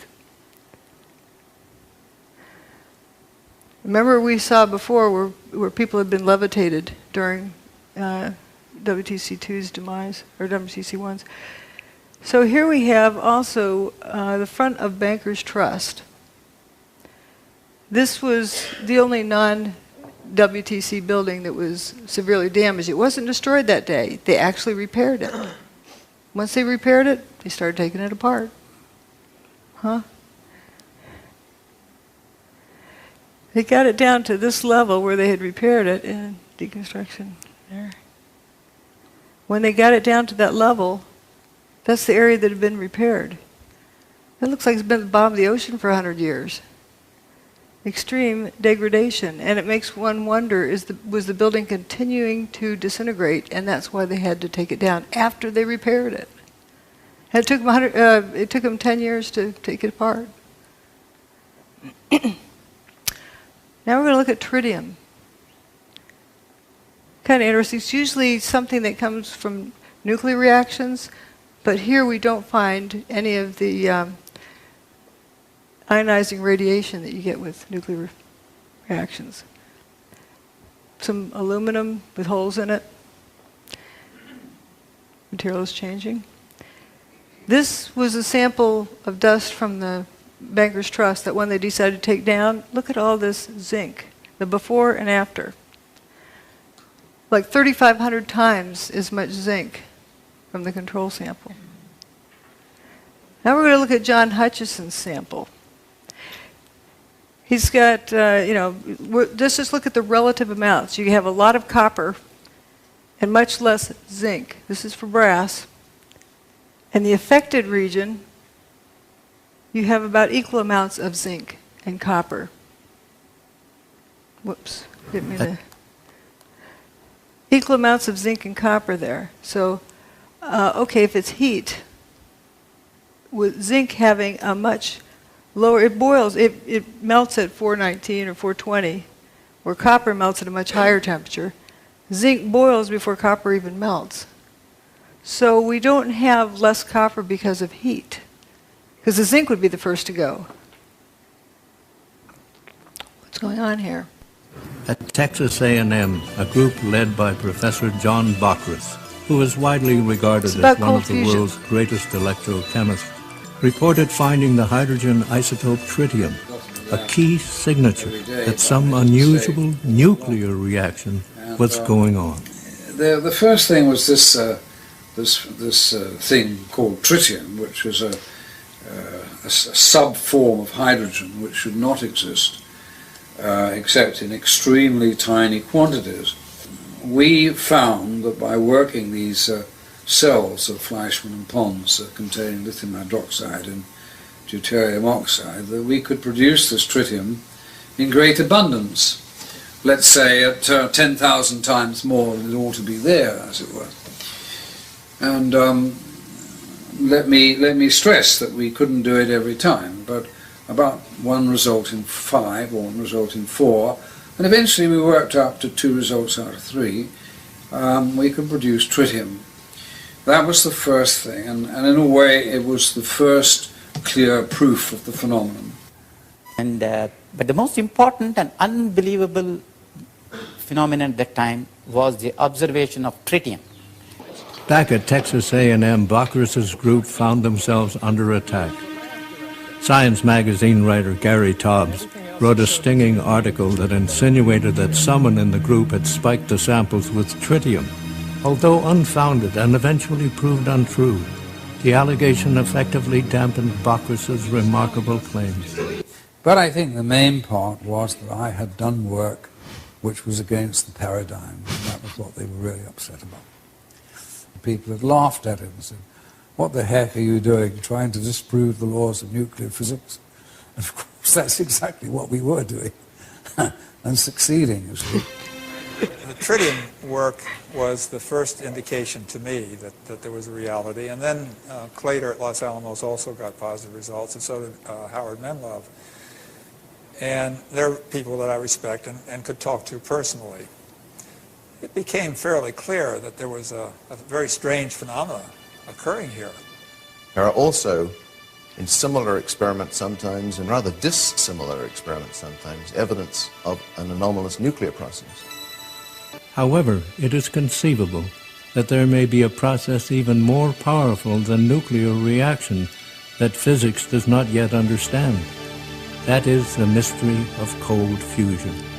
Yet as early as 1992, cold fusion experimenters began reporting unusual appearances of trace amounts of different metals such as copper, silver, chromium, and zinc when examining their spent cells.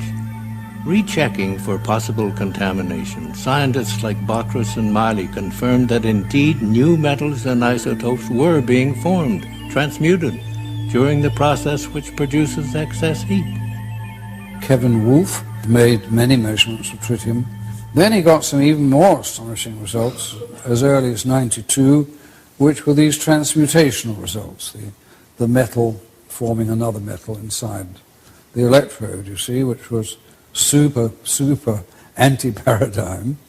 You know, there's that dreadful word alchemy, which we mustn't use, but it was a form of that in a way, that it was creating new metals, you see. We see transmutation phenomena. We see helium-4 production. We see a range of methods of getting the excess heat. The writing is on the wall. The fossil fuel age is about to end. The sword of this panel's condemnation struck with speed and brutality, ignoring the facts in a blind rush to judgment. Hot fusion physics people have been very vigorous in their denunciation of this being called fusion. Right away, reports came in of excess heat, much too large to be from any chemical reaction. Laboratories from Texas to India confirmed the presence of tritium, a vital determining feature of a nuclear reaction. Within 2 or 3 weeks, we got the first results, and several groups started saying, yes, we are seeing excess heat, and but the most important and unbelievable phenomenon at that time was the observation of tritium. This was a discovery perhaps as significant as the Wright brothers' first flight at Kitty Hawk. There are also, in similar experiments, evidence of an anomalous nuclear process. In the free-for-all that followed the cold fusion announcement, hot fusion proponents drew the specious conclusion that cold fusion must work like hot fusion. If Pons and Fleischmann are alive, they contended, then their results must be faulty, since the neutron radiation from the fusion reaction would surely have killed them. They refused to consider that another form of the same process might be at work. In the years that have followed, the cold fusion process has repeatedly produced not only heat energy, but also nuclear byproducts such as tritium and the ash from a nuclear reaction, that all-important indicator of nuclear fusion, helium. It's clearly not possible to produce helium from a chemical process. The only possibility that remains is that the helium is produced by a nuclear process. If the helium is produced by a nuclear process, then necessarily there will be an associated release of heat. Having seen the effect with my own eyes, the claims from a few that this is impossible, inconsistent with all known laws of nuclear physics, these suggestions are in fact irrelevant. I thought, well said. But notice how important the tritium was in this, and they thought it was a fraud because they didn't find the other things that usually go with fusion, with hot fusion. There wasn't the ionizing radiation, but there was transmutation too. Now let's look at some of the samples that were collected from the WTC. You have a variety of all sorts of strange things in the air.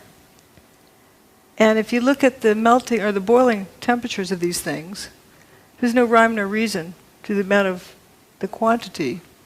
It isn't that the things that boil at a lower temperature are more prevalent.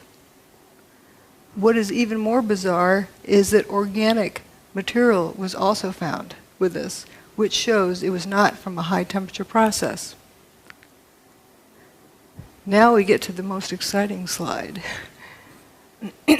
This is from leaky nuke plants, what they pollute into the waterways.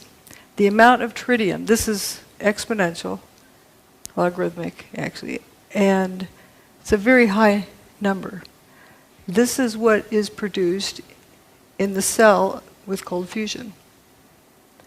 This is what was found in the basement of WTC-6, you know, the one with all the cylindrical cutouts in it. And this is normal background. What I use the Great Lakes for normal background. And this is from atmospheric nuclear bomb testing. You can see over time it's decreased. So it's gotten down there pretty far, but this is definitely above normal. Now, a lot of folks say a nuke was used on 9/11. Well, do you think they could have kept Chernobyl a secret? People all the way around the world measured the fallout from that. If there was some kind of a regular nuke used in Manhattan on 9/11, do you think they could have kept that a secret? People all around the world would have measured it. There was no like Geiger counter measurable radiation that came from there.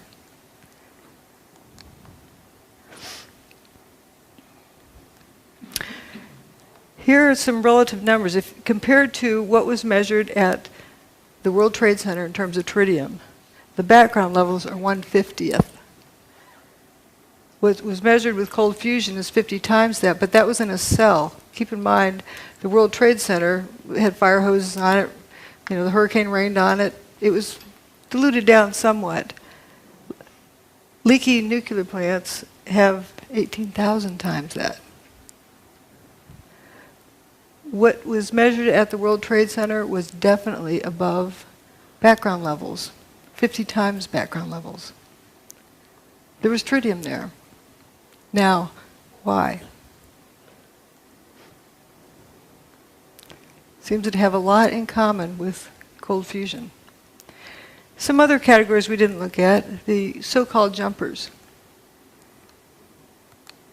Uh-oh. There he goes. We refer to them as jumpers, but did they really jump? They left the building, but we don't know why. Here's the airplane-shaped hole. This wingtip always gets to me, how thin it is. And we have some interesting people up here hanging out of the 105th floor. Closer look, looks like this guy's taking his pants off.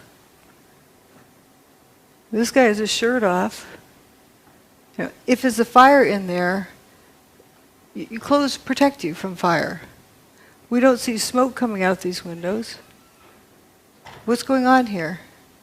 Why on earth would someone want to take their clothes off outside the building? They want to live. They're hanging on to the building. This guy's hanging from a hand, one hand and one foot, taking his pants off. Let's say he has some weird fetish that he just needs to take his pants off. Well, if there's smoke inside, you take a big deep breath, step in, get the pants off, step back out. Why hang from the outside of the building? Well, if I were there and if I was told the building's on fire, I'm going to head to the bathroom right away before we lose water pressure. Wet down whatever extra clothing I have around, wrap it around my head, and head for the stairs. I'd be wet. If the fire sprinklers came on, I'd be wet. If they didn't come on, it was hot, I'd be wet, sweating. Good chance that their clothing was wet. Now, why would they want to take off wet clothing? You ever heard of active denial system? I'm not saying that's what this is, but just as a parallel. It's a microwave, they put it for crowd control. And it makes you think that you're burning up, so you just have to get out of there. You just leave no matter what. You don't think about it. So maybe some people were jumping from that. Would be a good reason why you'd want to take your wet clothes off. Microwave is many times worse for wet clothing. I don't know if that's what it was, but it's consistent with something like that going on inside the building, but not outside the building. And we do know the building was turning to dust inside for the hour before its demise. There's people who say it was thermite. Okay. What? Reports of it, as well as, you know, evidence of it in other ways. But there's a cute story about a new probationary officer, first day out of school for being a firefighter, and he's supposed to stick with his boss. And they get up to some place, and the boss says, "All right, everybody, drop everything and, go down a few stairs." And they get down there, and then they eventually start going back up again, and the boss says, "Well, where's your mask?" "Well, you said to drop everything." So, but the poor guy. So the boss said, "You get out of here." So here's this firefighter making his way down the stairs. He gets down to the third floor, and 100% of the light is blocked out because he described it as having been turned to dust. He knew it wasn't smoke because he could breathe, but the floor had turned to dust. It was completely filling the air. There's a lot of stories similar to that. Now, there were folks who somehow believed that thermite had something to do with it.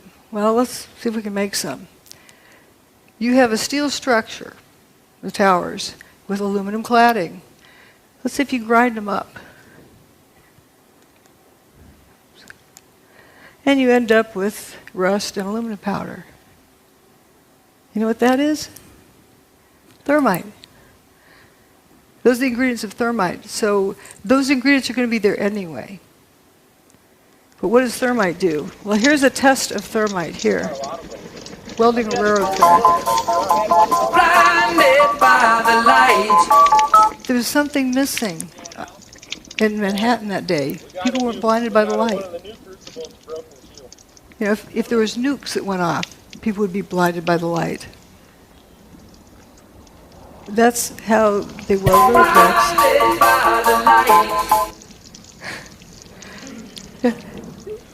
How do you have, you know what a sparkler is, 4th of July sparkler? That's what the towers would look like also if it was thermite, doing things. It doesn't do it in the dark.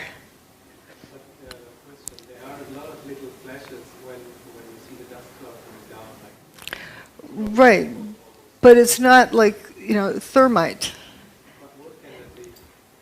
That's another thing to talk about later. There is something, I call them sparkles and sprinkles. But let's, there's a whole lot of different things that, different areas, but that is a good thing to notice. Now, there's hot directed energy weapon systems and there's cold ones. And looking at all, some people need to see things in a data table.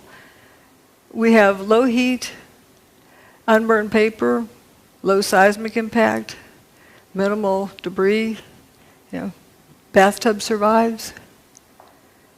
Material-specific effects, door latches, trunk lids, toasted cars at a distance, tritium without ionizing radiation. It doesn't have ionizing radiation. Dustification. There's really only one thing that fits the bill. I'm not going to describe exactly what gizmo it is, but we're knowing its characteristics. And its characteristics are amazing. We could use this for free energy. Directed energy weapon. Rather than kinetic energy. These are kinetic energy weapons, heat and motion. Wrecking balls, bombs, missiles.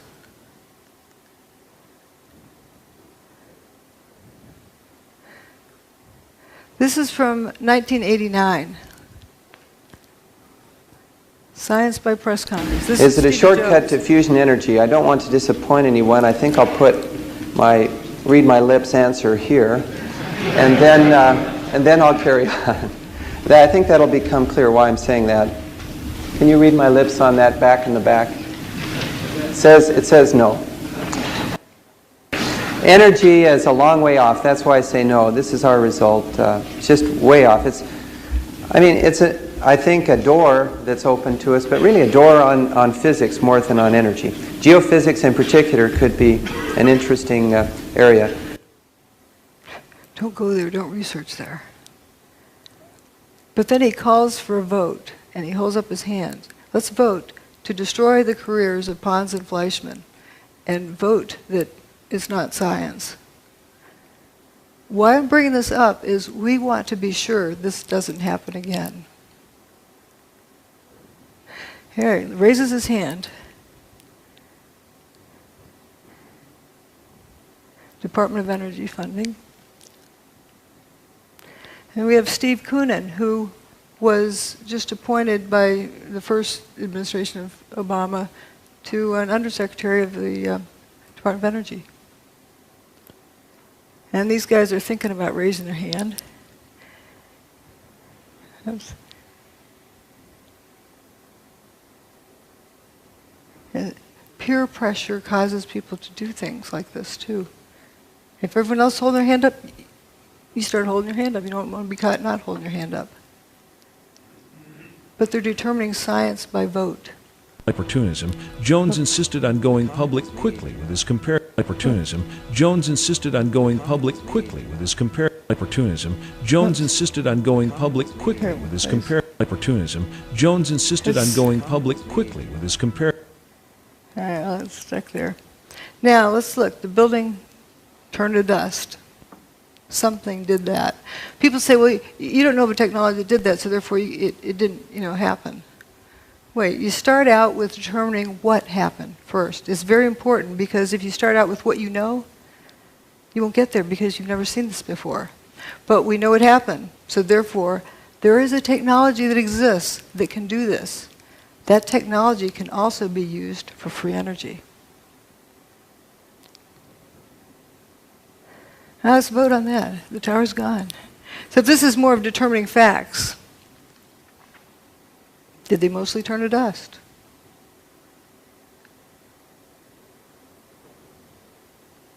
There exists a technology that instead of molecules being attract to each other, they repel each other.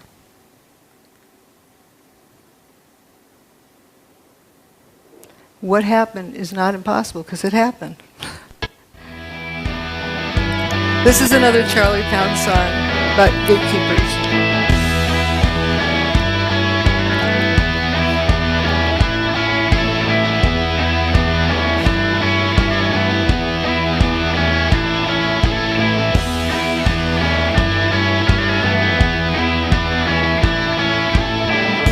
So there you go, following them, but you don't know. It just leads to an end. The truth.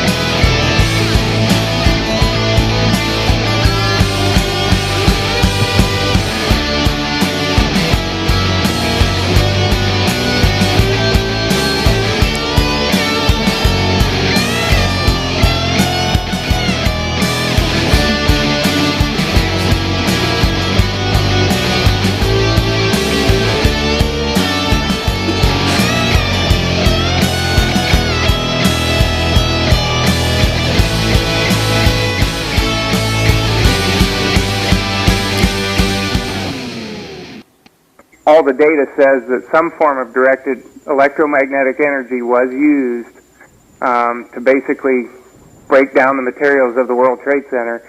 And the connections that Jones has between the cold fusion experience that everybody can read about in Dr. Malaw's book, and with what's going on right now with the 9/11 situation, it's just a mirror image of him muddling up and then, trying to get public opinion against, whoever his target is. In this case, it's Dr. Judy Wood. In the previous case, it was Pons and Fleischmann.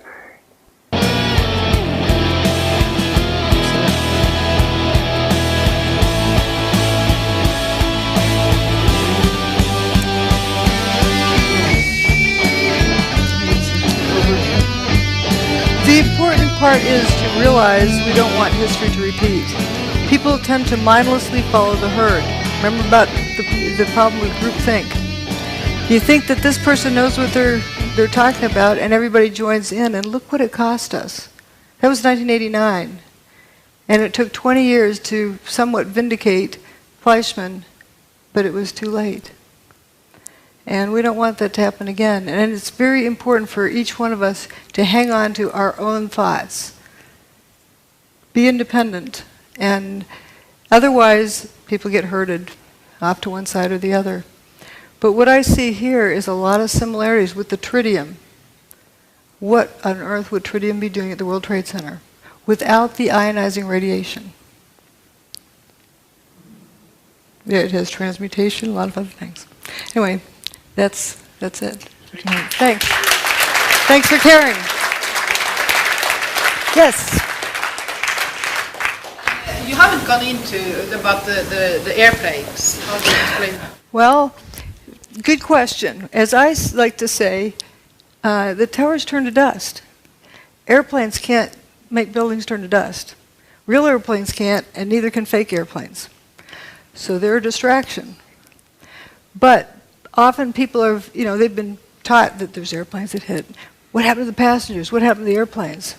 I don't get into that because it's such a distraction, but it is an interesting question. What happened to the airplanes? Joey Moore, that flight attendant who flew out of Boston that morning, he saw the flight attendants for Flight 175. That was the last time he saw them. The flight attendants that were on 175, he saw them that morning in Boston, the ones that supposedly ended up in the South Tower, that plane, Flight 175. They didn't really go in the plane. Yes, but he doesn't know where they went after that. We don't know. I think that's a different topic. What I'm talking about here today, I'm presenting evidence of what happened. Not theories, not ideas, but evidence. And that evidence, the silver lining in that horrible cloud, is that it is a demonstration of free energy technology. I don't disagree with you on that. And that is what I am talking about here today. I'm not talking about people's opinions and...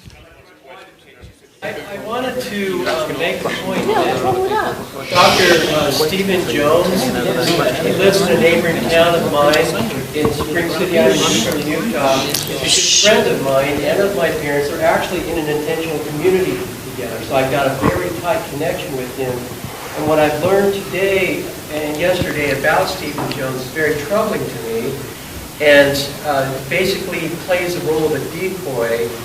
Don't look here type of thing. And the reason that that's supported is because he has this evidence and he has not gone with it. It's, to me, blatantly obvious. So I commit to you that I will sit down with my good friend, Stephen E. Jones, who he knows me inside and out. And I know, not inside and out, but we know each other really well. And I'm going to be sitting down with him in person with this book in hand, and I will say, Stephen, why don't you go with this story? Because this is very, very, very obvious. Yeah. And I will then report on my conversation, and I will either explain where the mental disconnect is on his part, that he didn't see this, now he does, or that he is indeed the decoy, and he's trying to divert attention as a government plant to get us to look the other way and not see something that we should be seeing that she's pointed out.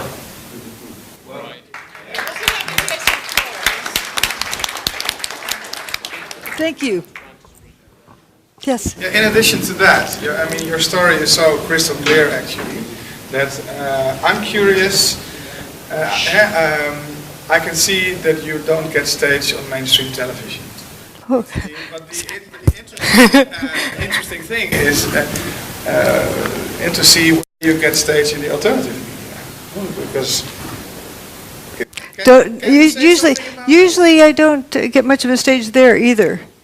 But that's changing, and thank you to Jerome for inviting me here to this conference, and that is wonderful. If you want, if I may, Judy, Yes.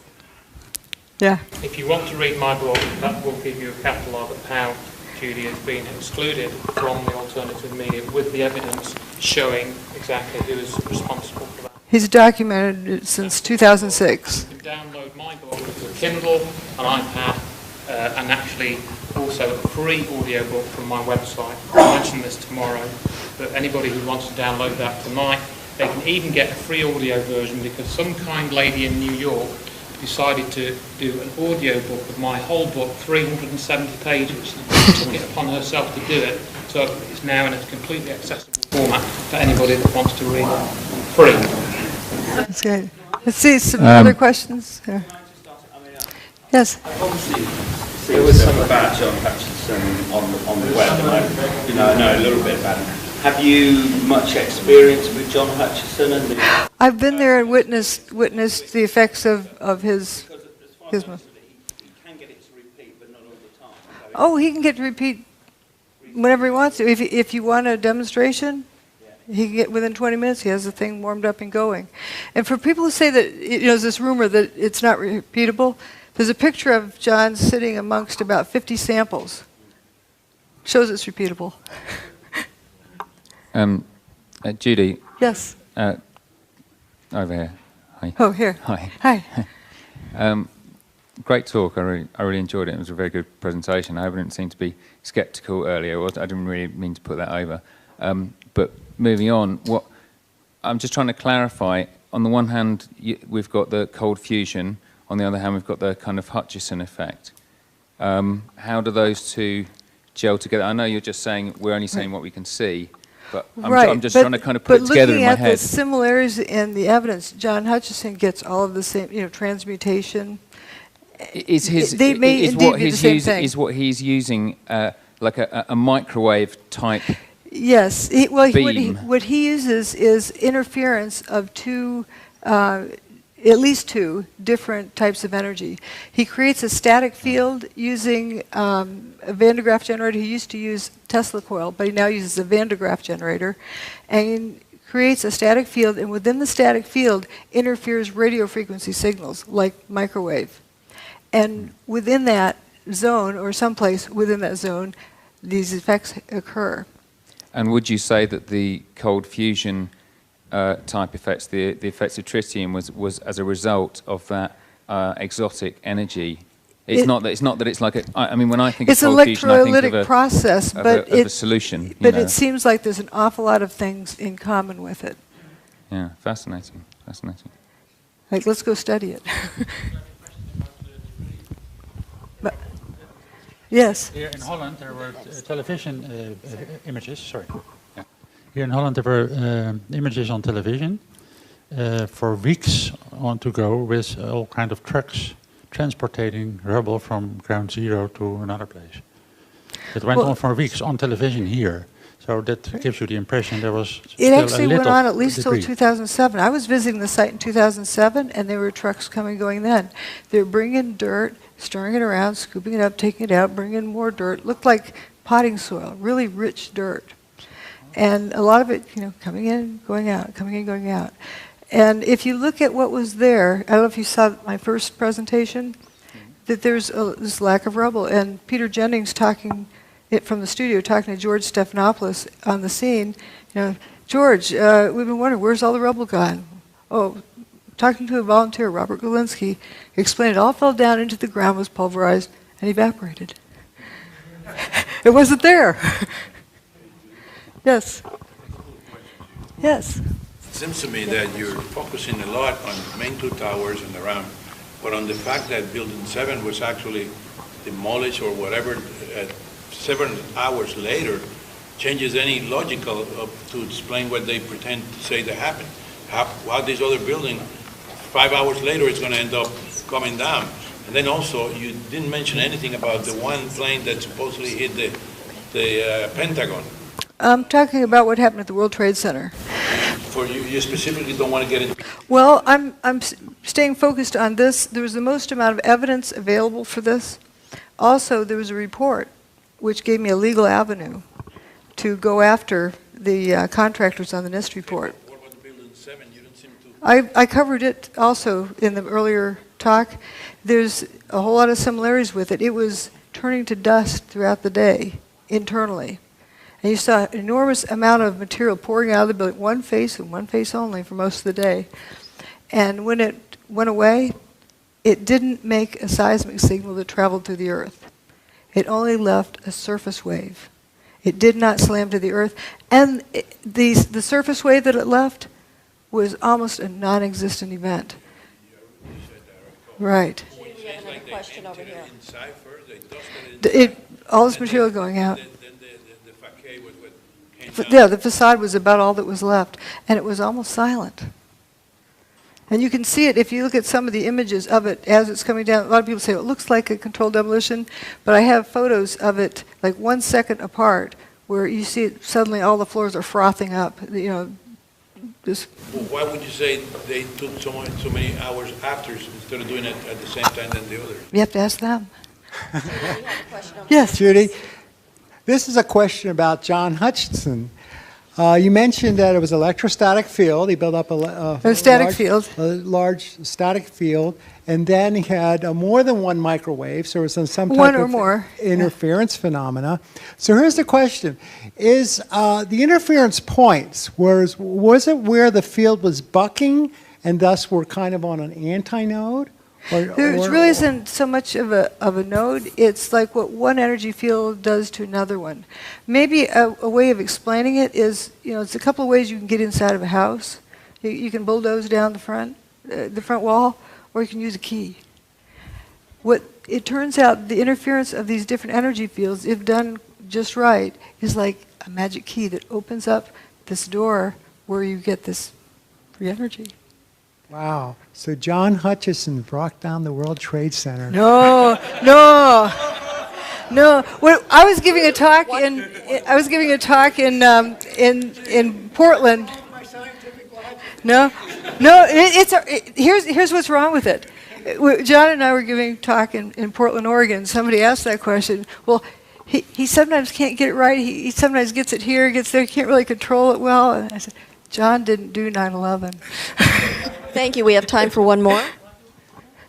Hello, Judy. I'm an engineer myself, and if you look at the events of 9/11, it's a perfect theater. But looking from the culprits, you would expect that they have tried it before. And if you look at the anomalies in the Earth magnetic field, are you interested, or have you been looking for the period before 9/11, if there were any other anomalies in the Earth magnetic field that you expect? There are various things, and it's a big, complex event. I was also looking at the correlation between solar storms and hurricanes. It turns out if there's a solar storm that hits the Earth, about the time you have this low pressure system out in the middle of the Atlantic, very good chance it's going to turn into a hurricane. That's an interesting, correlation there. They got it first time right. I mean, there's other events I've not studied very carefully, but for example, Oklahoma City, it looks just like the inside of Building 6. The only difference is one, I've got pictures side by side. The only difference is one has some wheat checks at the bottom, showing that it came from the World Trade Center. There's also other events that have happened that are very questionable, but it isn't that it necessarily happened just this way for the first time. Thank you. Do we have time for one more? Sure. Just one more, this young lady in the front. I'd like to hear what the truth movement in America, how did they react when you came with this finding? Oh, that was back in 2006. For example, I'll go ahead and say it. Stephen Jones tells people that I'm talking about ray beams from outer space, or space beams. He's also the person that coined the term cold fusion for ridicule. It's not really the typical fusion. It's a different kind of process. And that helped sink it. And I remember an interview with Martin Fleischmann. He was asked if he had any regrets. He said, yes, letting my competitors call this cold fusion.